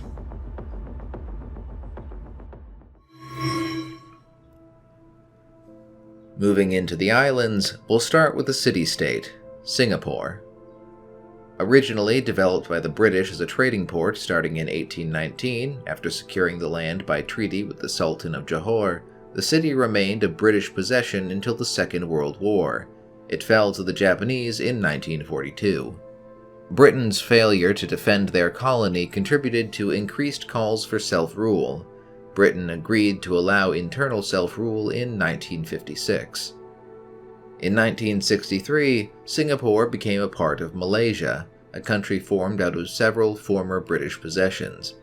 However, due to political, economic, and racial differences with Singapore's large ethnic Chinese population, the government of Malaysia voted to expel Singapore from the country just 2 years later in 1965. From then on, the Republic of Singapore would be independent. For the next few decades, the government would enact policies prioritizing rapid economic growth, support for business entrepreneurship, and limitations on internal democracy. In the cyberpunk timeline, this has mostly stayed the same. Many of the companies that fled Hong Kong when the Maoists were encroaching on the city found their way to Singapore, though the government only allowed in immigrants with college degrees or useful skills. Singapore is basically the perfect city as far as the corporations are concerned. It's squeaky clean, crime is extremely low, and the government is so pro-business that they don't even need to interfere with it. At some point in the 2010s, the enforcement of Singapore's strict laws was also turned over to a corporation, namely the Police Services of Arasaka. The main blind spot for the law is the net, which they have found almost impossible to police. Thus, black market net activities is where most of the illicit dealings in Singapore can be found. Sometimes this means net fixers in Singapore acting as middlemen for outside deals, for example, connecting solos to bodyguard jobs or orchestrating drug deals from a distance, all in different countries. One of the most notable Singaporean companies is Tiger Medicines Corporation. TMC is the main competitor for Biotechnica in the medical field and has bought large tracts of land in Borneo and southern China to study herbal remedies. Their research stations in Laos were destroyed by the Khmer Rouge. As for Singapore in the time of the Red, Well, again, we don't know anything, except that it's hard times for Asia economically, and they probably had to find a new police provider after the Fourth Corporate War. Apparently, the city was targeted for a potential attack like Busan in Hong Kong, but the Republic of Singapore's navy took a harsh, take-no-prisoners stance that deterred any attempt.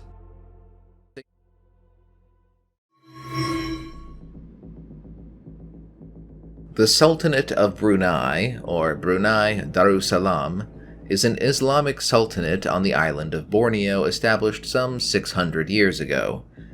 Brunei became a protectorate of the British Empire in 1888. Due to the terms of their treaty, British officials would hold great executive power in the Sultanate for most of the next century. As with pretty much every other country in this video so far, Brunei was occupied by the Japanese during World War II. Following the war, the country was administered by the British until 1959, when it was granted internal governance, but its foreign policy and defense was still controlled by the British. The Sultanate finally became independent in 1984. In the Cyberpunk timeline, by 2020 Brunei is described as being awash in oil money and home to some of the richest people in the world.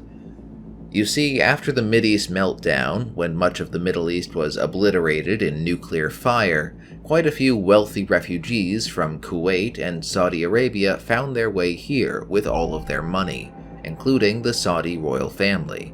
They thrived on high oil prices during the crash of 1994 as well. Thanks to that, the government is able to provide free healthcare, free education, pensions, and even pilgrimages to what's left of Mecca. Apparently, decontamination is required after that trip these days. The country had so much money that they were even able to buy back the strip of land separating the two unconnected pieces of the country from Malaysia.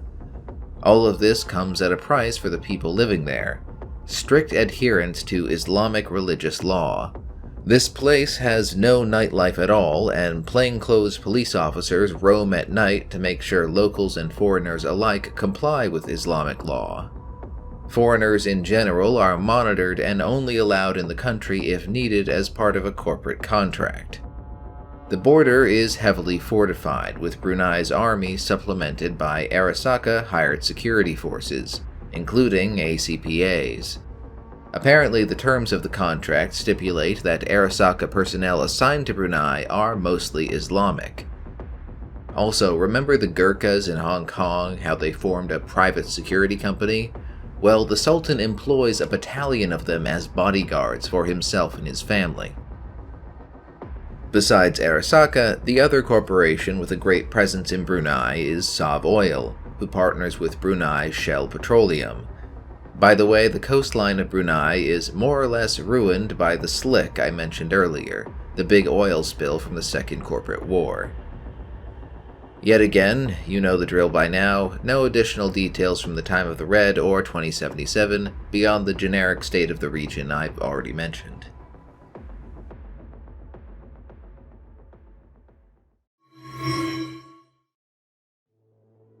Okay, next is Indonesia, a large country comprising over 17,000 islands and one of the most populous countries in the world. Various Hindu, Buddhist, and later Islamic kingdoms rose and fell over the centuries on the islands prior to European arrival. The Dutch had a presence on the island starting in 1602, achieving dominance over the area of modern Indonesia by the early 20th century. Dutch rule was interrupted by, you guessed it, Japanese invasion and occupation during World War II. Indonesian independence was declared just 2 days after the Japanese surrender. The Dutch attempted to reassert control, but in the face of a revolution and international pressure, they recognized independence in 1949. Indonesia's democracy moved towards authoritarianism over time, with the first president shifting to an autocratic system in the 50s, and more or less ending Indonesia's experiment with parliamentary democracy. Tensions between the military and Indonesian communists escalated into a coup attempt in 1965, followed by an aggressive anti-communist purge by the military that killed about 500,000 people, and over subsequent years many more would be imprisoned. The man responsible for the purge, Major General Suharto, politically outmaneuvered the president and ultimately arranged for his own appointment as Indonesia's second president in 1968. The Indonesian Communist Party was destroyed, and the country was open to Western aid and investment, leading to great economic growth, but also a brutal and corrupt military regime. Suharto's so-called New Order government would remain in power through the 1990s, when the Cyberpunk timeline branches off from our own. Surprisingly, the Cyberpunk timeline predicted the correct year for the end of Suharto's reign, if not how it ended. In the real world, he resigned due to widespread unrest in 1998, and in the Cyberpunk timeline, he died in 1998. With his death, the balance of power between Indonesia's political factions started to collapse, leading to problems with local industries, which is when FACS stepped in. That's the Anti-Arasaka Japanese Corporate Group, FACS, if you remember that back towards the start of this video. Thus, most of Indonesia's local industries are now owned by the Japanese, who have pumped a lot of money into the country's infrastructure to expedite the stripping of forests, mining of mountains, and crop transportation.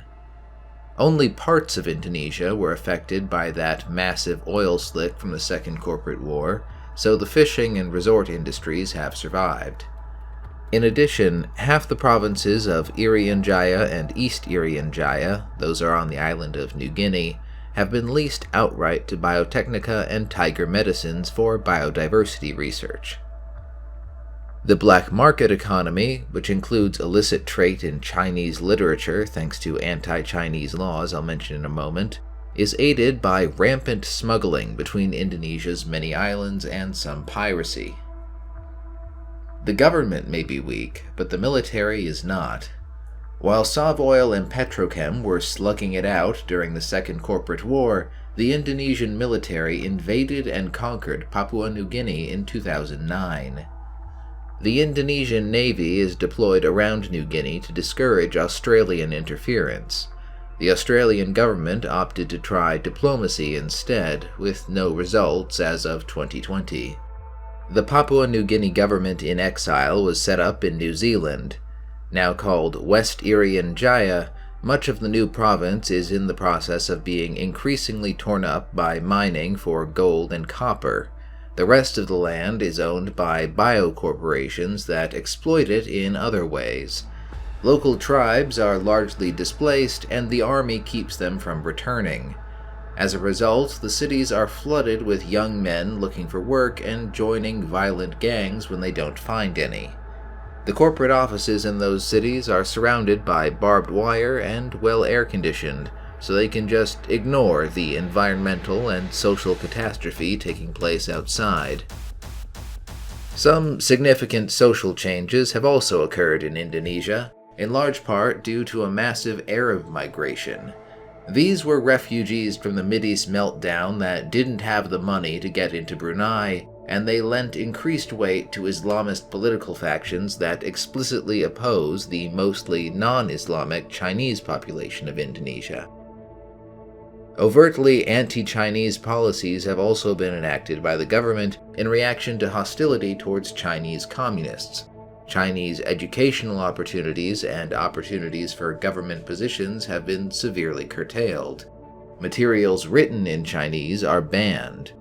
As a result, many of the ethnic Chinese left in Indonesia cannot read or speak Chinese.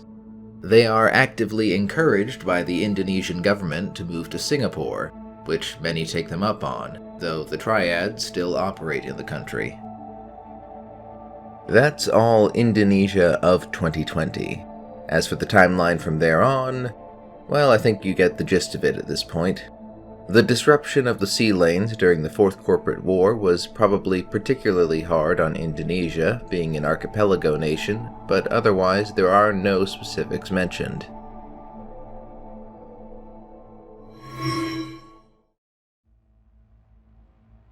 Time to discuss Malaysia.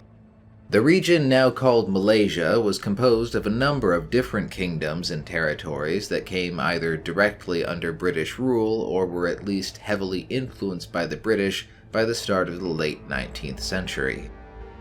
Like many of these countries, the desire for independence gained popularity as the British failed to protect the region from Japanese occupation, even after being liberated by the Allies. Malaysia came into being in 1963, uniting peninsular Malaya, northern Borneo, and Singapore. Singapore was expelled in 1965, as I mentioned before.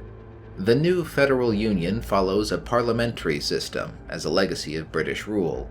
The head of state is a king selected for a 5-year term from among the 9 hereditary rulers of the traditional Malay states. For the next several decades, the Malaysian government would contend with several conflicts.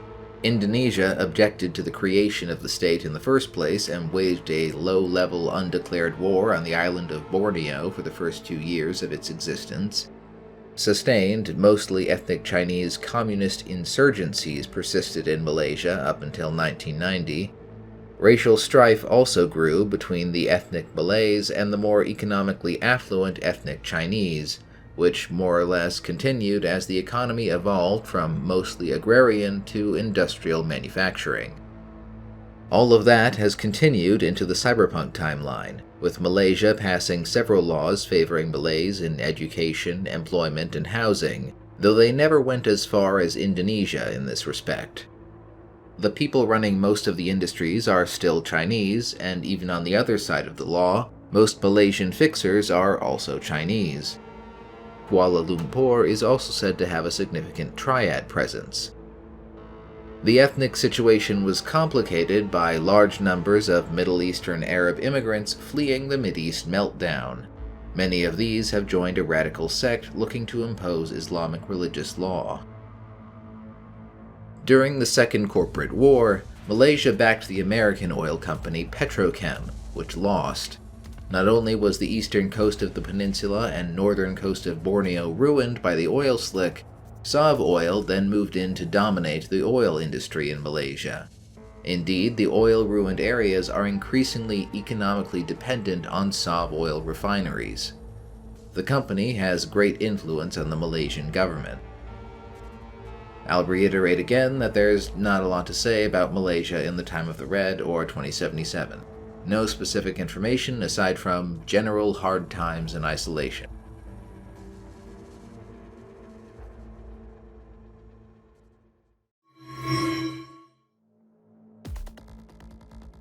So let's move on to the Philippines. The Philippines were home to many polities of many languages and ethnicities before the Spanish arrived almost 500 years ago and began consolidating them under their rule. Spanish rule of the islands lasted some 300 years up until Spain's defeat in the Spanish-American War in 1898. The Philippines were ceded to the United States along with Puerto Rico and Guam. After quashing a short-lived independent Philippine government that had sprung up just before the treaty could be ratified, the United States took control of the islands in 1902, establishing a partially democratic government under a governor appointed by the President of the United States. American rule would be relatively brief, with the U.S. Congress granting more self-governance in 1916 and voting to make the country independent in 1934. The Philippines would be a self-governing Commonwealth of the United States temporarily, with full independence to be recognized in 1946.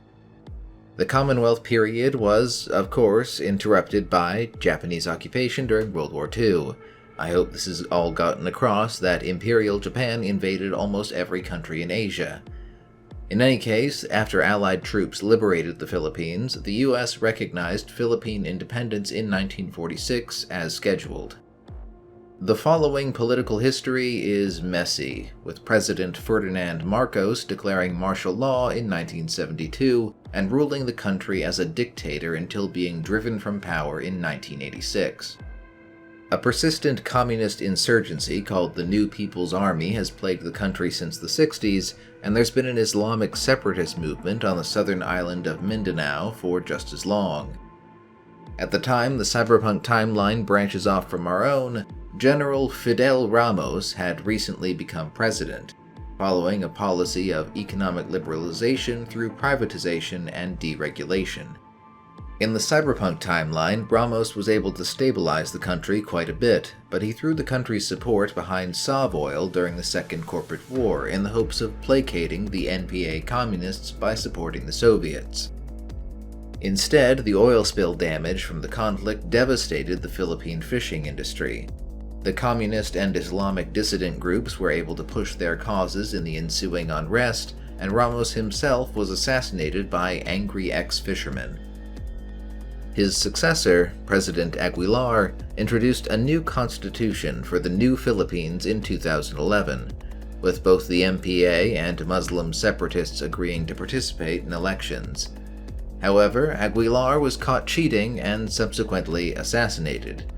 The army also allowed its soldiers to vote in the rebel territories where they were stationed, so the winner of the election was the central government's preferred candidate, President Lopez. He was killed by a bomb during his inaugural parade. After 3 presidential assassinations in a row, Sov Oil stepped in and used its security forces to push back the rebels, propping up the government so that General Antonio "Tony" Tayapon could assume the presidency without losing his head in 2013. Now Sov Oil troops make up most of the president's guard. President Tayapon also invited massive investment from FACS, the Japanese corporate faction. By 2020, the government really only has firm control over Luzon, the largest island where the capital is situated. In Manila, you'll find corporate offices in one area and many street gangs everywhere else. Only some of those gangs have even minor cybernetics. Frankly, there isn't enough money in Manila to support real booster gangs. Most of them apparently go for a, quote, modern primitive aesthetic, with a lot of tattoos and ritual scars. The Yakuza also came with the Japanese investment, but the gang you want to know in the city is called Bahala Nazoku, the I Don't Care Club. Members have to display a sense of cultured apathy even during extreme situations, which is apparently why they're willing to pull insane jobs for cheap. They also know all the best fixers, haunts, and scams. The island of Negros is now fully owned by a European chemical company, Anderson AG, where they run a salt refinery and sugar plantations. The locals are quite unhappy with the situation, as many of them have been driven to living in the mountains as nomads and have carried out guerrilla-style attacks on corporate assets with support from the Islamic separatists on Mindanao. The company is always looking to hire more mercenaries to protect their assets here. As for the southern island of Mindanao, most of the countryside is Muslim, and the separatists wield quite a lot of power, especially since a vast number of refugees from the Middle East that were too poor for Indonesia or Malaysia ended up here. This is to the consternation of the corporations. Sov Oil wants to use the island for refinery space, and FACS is looking to dig up the island for its mineral resources. The one area where the separatists don't hold much sway is the main port, Zamboanga, mostly by virtue of it being almost completely lawless. Pirates from all over Southeast Asia use the port, and you'll also find a significant triad presence. Pretty much every business in the city has armed guards, and the city guards have heavily armed boats to break up battles happening too close to the harbor. Anything goes here as long as it doesn't hurt business. Most of the guns used by the separatists are run through here. After the Fourth Corporate War and the sea lane disruption, I imagine the Philippines situation only gets less stable and more economically desperate. The only mention of the new Philippines in 2077 is that Carrie Eurodyne apparently went on vacation there once, and there are a few businesses and brands with Filipino names in Night City.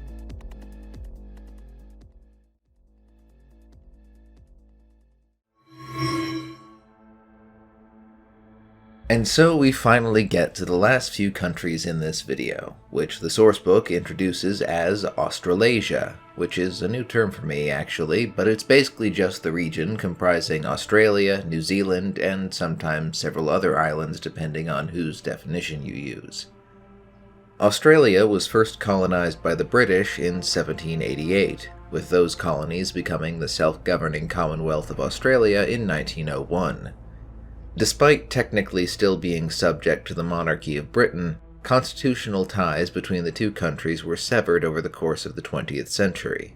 After World War II, significant economic development and the abolishment of xenophobic immigration laws saw an increase in immigration from Asia and refugees from Europe. Running up to the early 90s, when the cyberpunk timeline diverges from our own, Australia had experienced some significant economic recessions. In the cyberpunk timeline, the Great Economic Collapse of 1994 punctuated those recessions with an even steeper and more drastic decline. As resource shortages and hunger grew severe in the late 1990s, ethnic tensions spiked, including between immigrant populations reenacting conflicts between their home countries. Some of the worst ethnic violence occurred in Melbourne. The city had both a large Greek population and a significant Turkish population. After the Mideast meltdown in 1997, a large number of Turkish refugees fled their country to get away from the radioactive fallout coming over the border. The Greek army used force to try and limit the flood of refugees over their border. In Melbourne, tensions between Greeks and Turks led to protests, which led to riots that lasted several weeks. By the end, hundreds were dead, thousands were wounded, and billions of dollars of property had been burned to the ground in Melbourne's city centre. Due to the economic depression, the city centre of Melbourne would remain in ruins for at least the next 20 years. That was the worst case, but similar violent incidents played out between Serbs and Croatians, as well as just about everyone attacking the Vietnamese as they arrived in large numbers, to be attacked in turn in retaliation. Ethnic gangs attacking each other became an unfortunate norm of Australia going into the 21st century, even if the riots were rare by 2020. The Aboriginal population also responded. The government's failure to address native land rights and the subsequent exploitation of those lands by foreign corporations that moved in after the collapse led to confrontations. Some groups chose to reoccupy their traditional lands regardless of what the government said. Violence ensued with the police, farmers, and miners that had moved into those areas. Many people on both sides died in these clashes. Other groups, like the Koori Liberation Front, took the fight to the government more directly. They deliberately avoid killing people, but instead target national monuments. Any historical site not of native origin is fair game. They kicked off their campaign by destroying the Sydney Harbour Bridge in 2003. The rest of the world is generally sympathetic to the Koori cause, with Sydney's attempt to hold the Olympics in 2000 failing miserably due to boycotts and bankruptcy as a result. The most significant changes to Australia politically started in 1999, when the government of Britain was overthrown by a military dictatorship, and the British monarchy was dissolved. Yeah, this is a whole thing that I'll be happy to go into detail on if I eventually do a UK video, but for the purposes of this video, you only need to know that most of the royal family was killed by the new government, and that support for republicanism skyrocketed in Australia as a result. The constitutional monarchy was finally rejected, and the Federal Republic of Australia was established in 2001. Some monarchists still remain, and rumor has it that Prince William fled the UK and is in hiding at some remote estate in Queensland. Almost as soon as the Republic was created, Western Australia seceded from it, creating the Republic of Western Australia. Apparently, when the discussion over forming the Republic was going on, the idea was raised to do away with the states of the country altogether, which the people of Western Australia were particularly unhappy with. Secessionist sentiment became popular from there. The Federal Republic of Australia refused to accept this and imposed a trade embargo on Western Australia. However, the Western Australian government sold mining rights and invested in the Northwest Shelf oil field, the latter through joint ventures with Indonesia. As a result, the Republic of Western Australia became very wealthy over the following years. They also turned to Arasaka to supplement their defense forces. The Australian economy took another blow in 2002 when its wheat crops were wiped out by a plague. Food shortages ensued. The island of Tasmania was quarantined to protect its crops.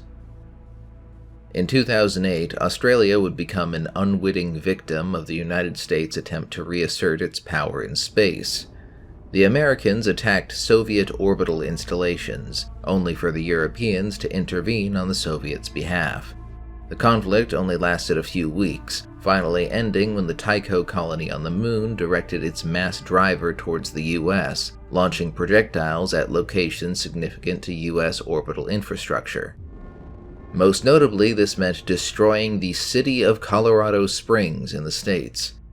They also targeted Pine Gap, a satellite surveillance base jointly operated by the US and Australia in Australia's Northern Territories. Unfortunately, the shot missed, and instead hit the nearby town of Alice Springs, killing 25,000 people. In 2009, Indonesia invaded Papua New Guinea. Australia moved forces into North Queensland to guard against potential invasion, but the government decided against sending any forces in favor of diplomacy. In 2010, a New Zealand-based eco-terrorist group called Eco Action started a campaign targeting major construction projects in Australia, especially the ESA orbital air spaceport that had begun development on the Cape York Peninsula. In 2011, an experimental nanotech package was deployed at the Maralinga site in South Australia. That area was used for nuclear testing by the UK in the 1950s and 60s, with radioactive contamination persisting into the 1990s. This nanotech package was supposed to clean up the radioactive waste, but it grew out of control. Now there's an uncontrolled mass of nanomachines out there, and the European engineers that created the things haven't offered a solution for cleanup. In 2016, there were water riots in Adelaide, South Australia. Drought, combined with large-scale industrial pollution, turned the city's water supply into a brackish, muddy trickle. This allowed Arasaka to get a foothold and some good PR in the area when they bankrolled construction of a desalination plant. That brings us to the present.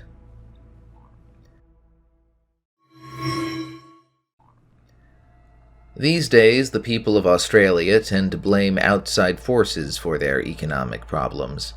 It's popularly believed that corporate manipulation is to blame for the fact that they still haven't recovered from the crash. Because of this, the Australian government has largely blocked significant megacorporation intrusions in the country, with the exception of Orbital Air's investment in Queensland and a few other areas. There is a desire to rebuild the country without selling out, which has proven incredibly difficult to say the least.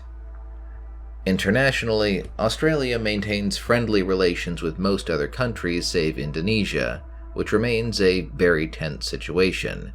The government straight up refuses to acknowledge the independence of Western Australia, and many Australians regard Arasaka with intense hostility for its role in bolstering the military of the breakaway state. The United States remains a close ally, but relations with Europe have cooled dramatically since the Alice Springs hit in 2008. When the Australians threatened action over that, the Europeans didn't take them seriously and offered perfunctory reparations only. They also see the way European corporations and powers have a tendency of worming their way into their neighbors' politics and economy. So Australians regard the European economic community with great suspicion, as bullies who think they can get away with anything because of their wealth and power. As a result, access to Australia for the EEC and organizations like Interpol and Netwatch are very limited. I'm going to go through the regions of Australia in Cyberpunk 2020, but first, how about some sports? Ever heard of Australian rules football? I honestly had not before making this video, but I gather it's a bit like rugby, but also not. I don't really know the rules of rugby either, but that's not the point, except to say that this is a violent game. Cyberware is banned from the main national championships, but this has given rise to the Cyber League football competition, first established in 2009. Bladed weapons and implanted firearms are banned, but just about everything else is permitted as long as the referees and commentators are informed of all enhancements. Teams also need to keep their enhancement budgets below 150,000 Eurodollars per game.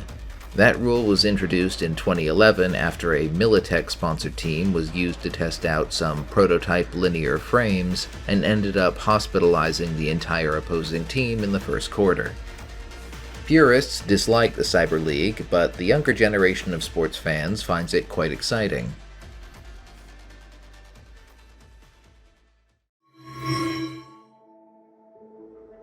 Right, now let's talk about Queensland.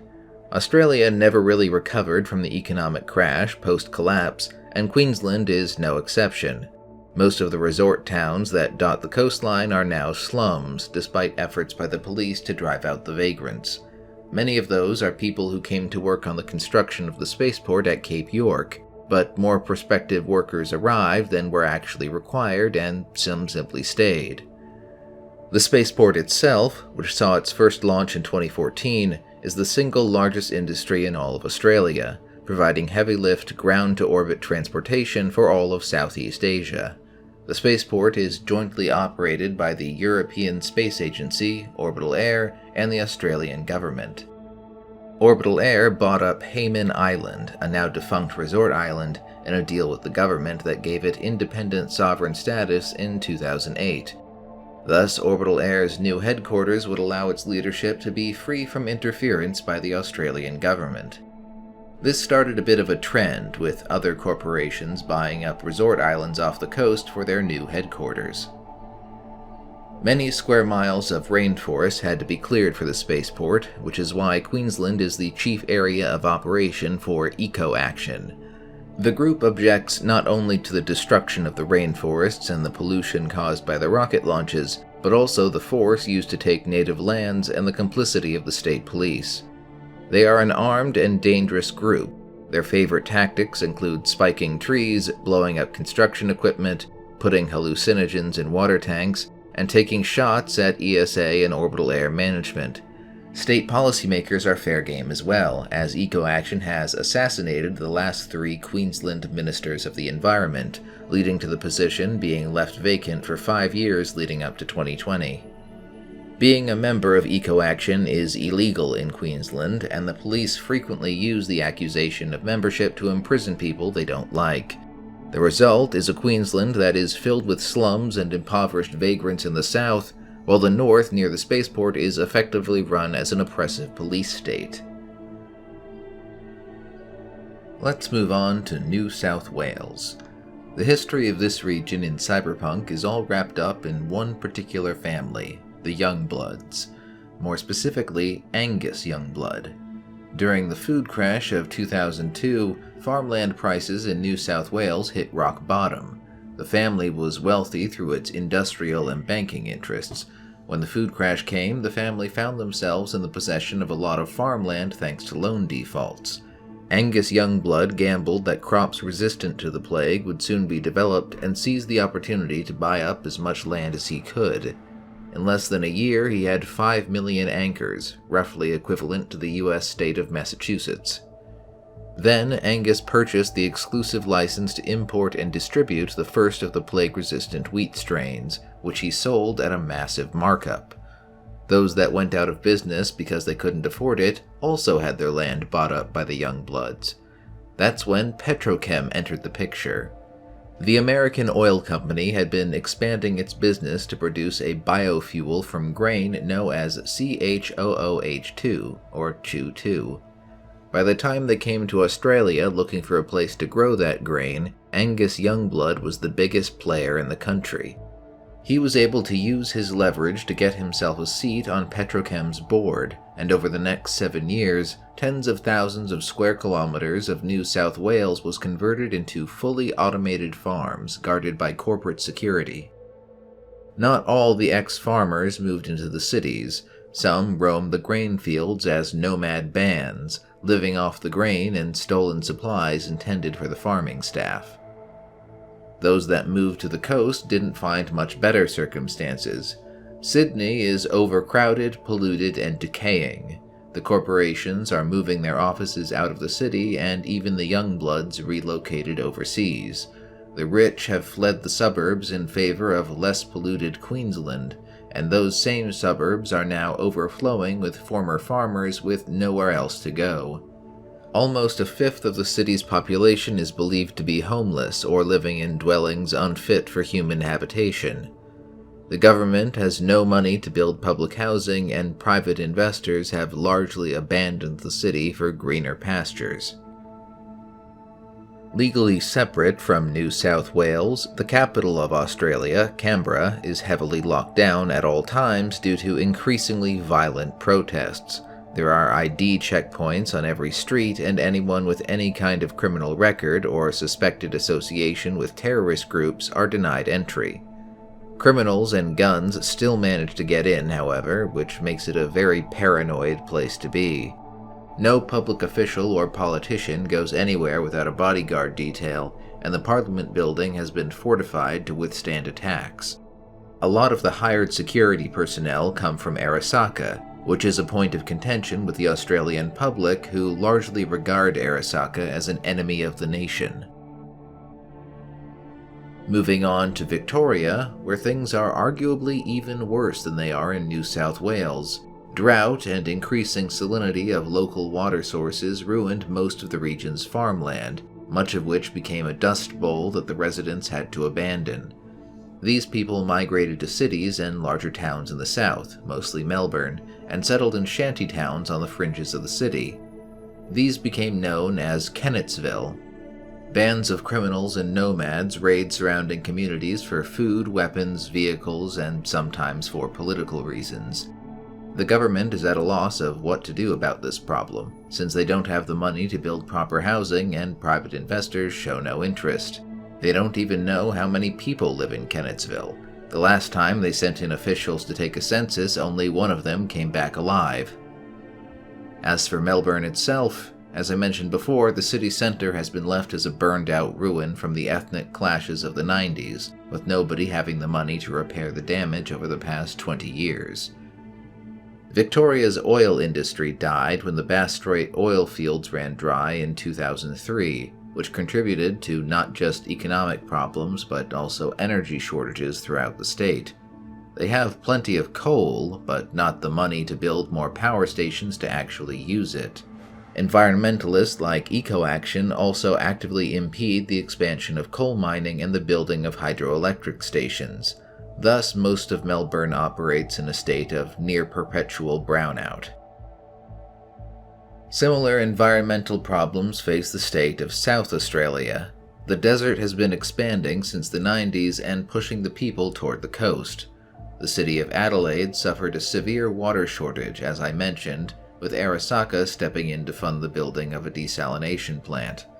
This has left Arasaka with quite a lot of leverage in the city, as the government hasn't been able to find anyone else willing to build another desalination plant.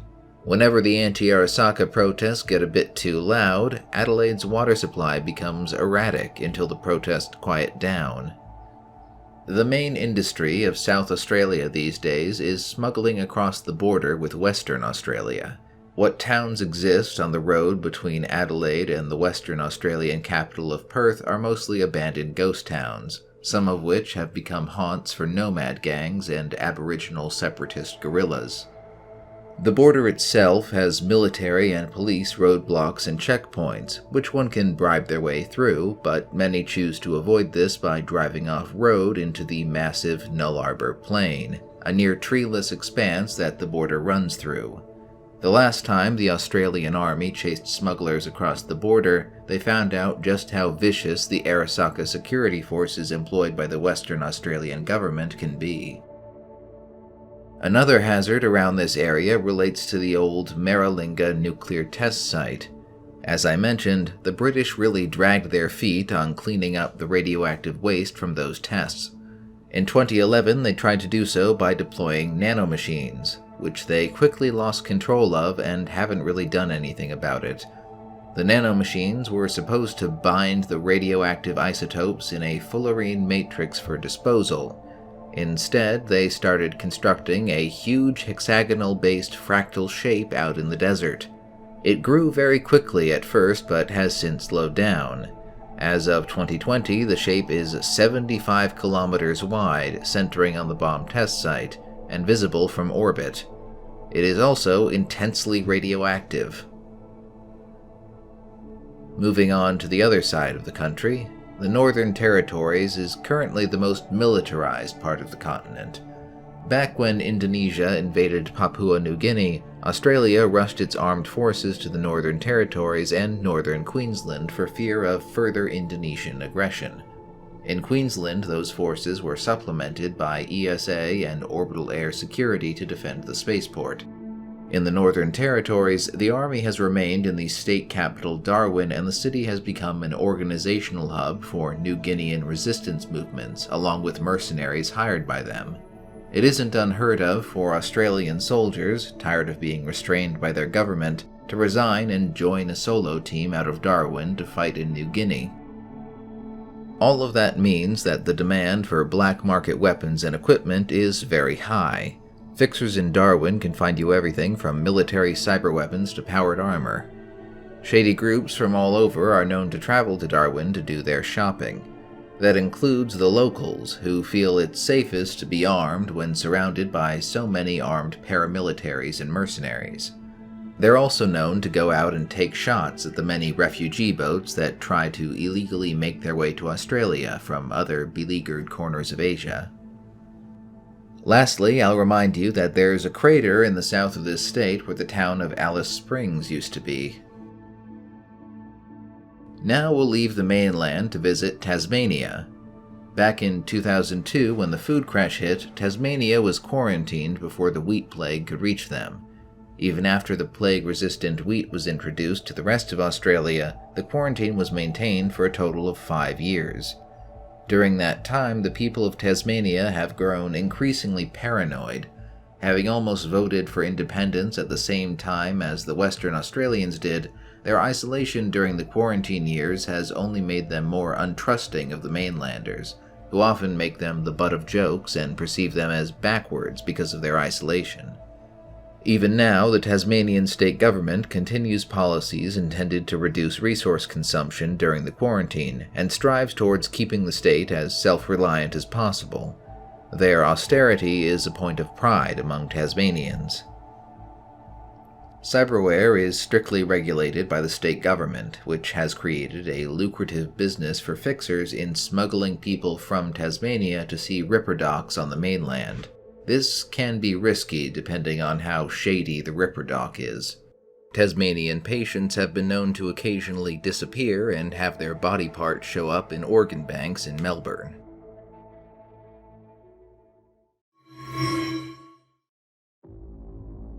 Now, before we discuss Western Australia, I'll tell you a bit about what happened to the Federal Republic of Australia in the Time of the Red and 2077 timeline. All the Time of the Red says about Australia is the same it says about East Asia. The economy took yet another massive blow due to the disruption of the sea lanes and became very isolated. There are a few news broadcasts that do tell us more about Australia in Cyberpunk 2077, however. The environmental problems in Australia have only continued. Drought and desertification are, if anything, probably worse than they were in 2020. A major bushfire in 2068 killed all but a single surviving koala, which was named Omega, and became a major tourist attraction on the outskirts of Sydney until his natural death in 2077, rendering the species extinct.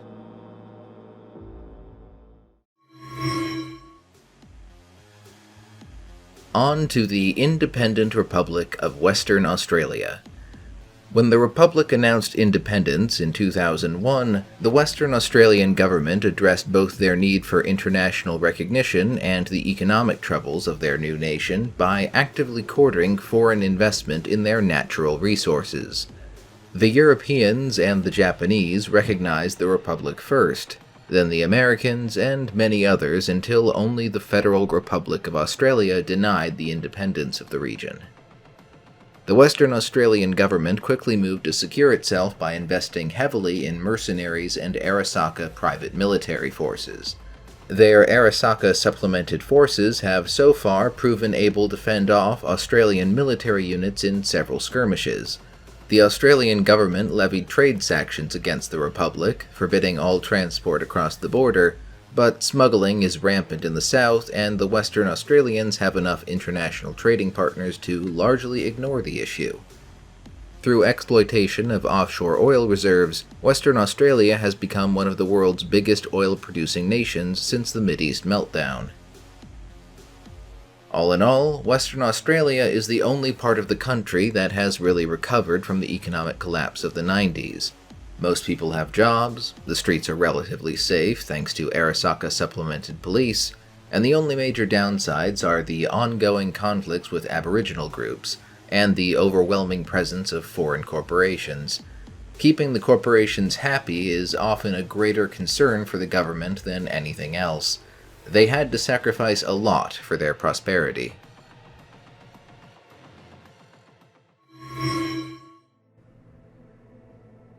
The last country on our list today is New Zealand. New Zealand was first settled by Europeans in the early 19th century, encountering the native Maori tribes. Subsequent wars with the Maori would see massive land confiscations and forced assimilations in the latter half of the century as the British colonial authorities secured control over the island. New Zealand became a dominion of the British Crown in 1907. In 1947, the New Zealand Parliament would vote to accept the Statute of Westminster and become a sovereign Commonwealth of Britain. What that means, as far as the Cyberpunk timeline, is that New Zealand is still technically a constitutional monarchy, even though the British monarchy is no more. Apparently, this is just because they never got around to officially changing it. This is perhaps fitting, as in many ways New Zealand in this world is described as a throwback to the days before corporate domination became so prominent. Many international organizations that have earned the ire of corporations and governments, like Greenpeace and Amnesty International, have relocated their headquarters here for that reason. Even EcoAction is rumored to be based here, though even the New Zealanders regard them as extremists. The government in exile of Papua New Guinea also moved to Wellington after the Indonesian invasion. New Zealand has also become somewhat isolationist, starting with the food crash in 2002. The country started focusing its policy on self-sufficiency, providing enough for its own population instead of exporting for profit abroad. By 2020, the country had become completely self-sufficient in food and materials. With imported talent from abroad, the local industries do quite well without the need for investment from foreign international corporations.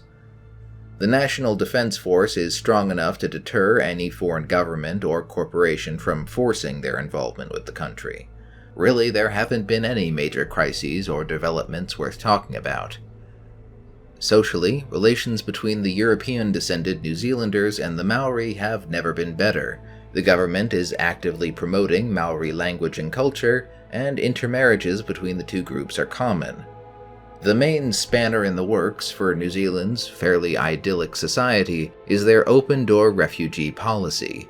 Due to the rising sea levels and the civil war in China, New Zealand has taken in a great many Polynesian and ethnic Chinese refugees, the latter mostly from Hong Kong.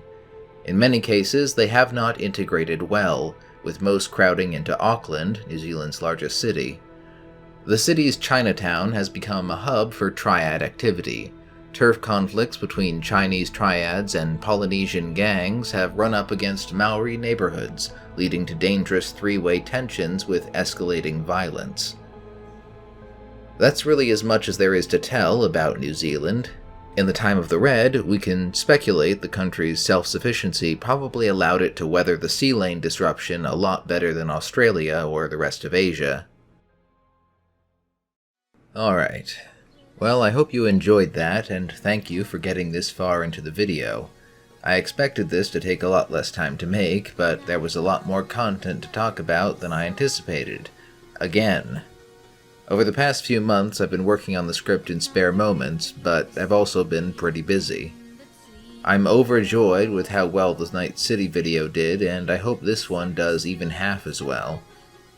With that in mind, there are a few books I can make similar videos about if people are interested in that. Eurosource Plus more or less does for Europe what this book does for Asia and Australia. I would similarly be going through it country by country to explore what's going on in the Cyberpunk 2020 setting, and including information from Cyberpunk Red and Cyberpunk 2077 if there is any, to see what has changed or developed. There's also a dedicated sourcebook for the UK in particular, Rough Guide to the UK. That will allow me to get into the whole British monarchy mess I alluded to before. There's also a United States book, Home of the Brave, which really goes into greater detail on the development of the US, including what's going on in each state and region for the 2020 setting. In the long run, I'd like to do a video filling in the gaps for the regions that don't have this sort of dedicated material, but probably only after doing those other videos. However, doing a US video or a UK video or a Europe video is going to be very time intensive, so I actually want to hear your suggestions for shorter topics that I might cover. My current thought is to do profiles for various legendary edgerunners, but really just tell me what you want to see so I can make some 10 or 20 minute videos in between these monsters. The best way to make more videos like this happen though is to like and comment so I know you want more. That's it for now. I hope you have a nice day.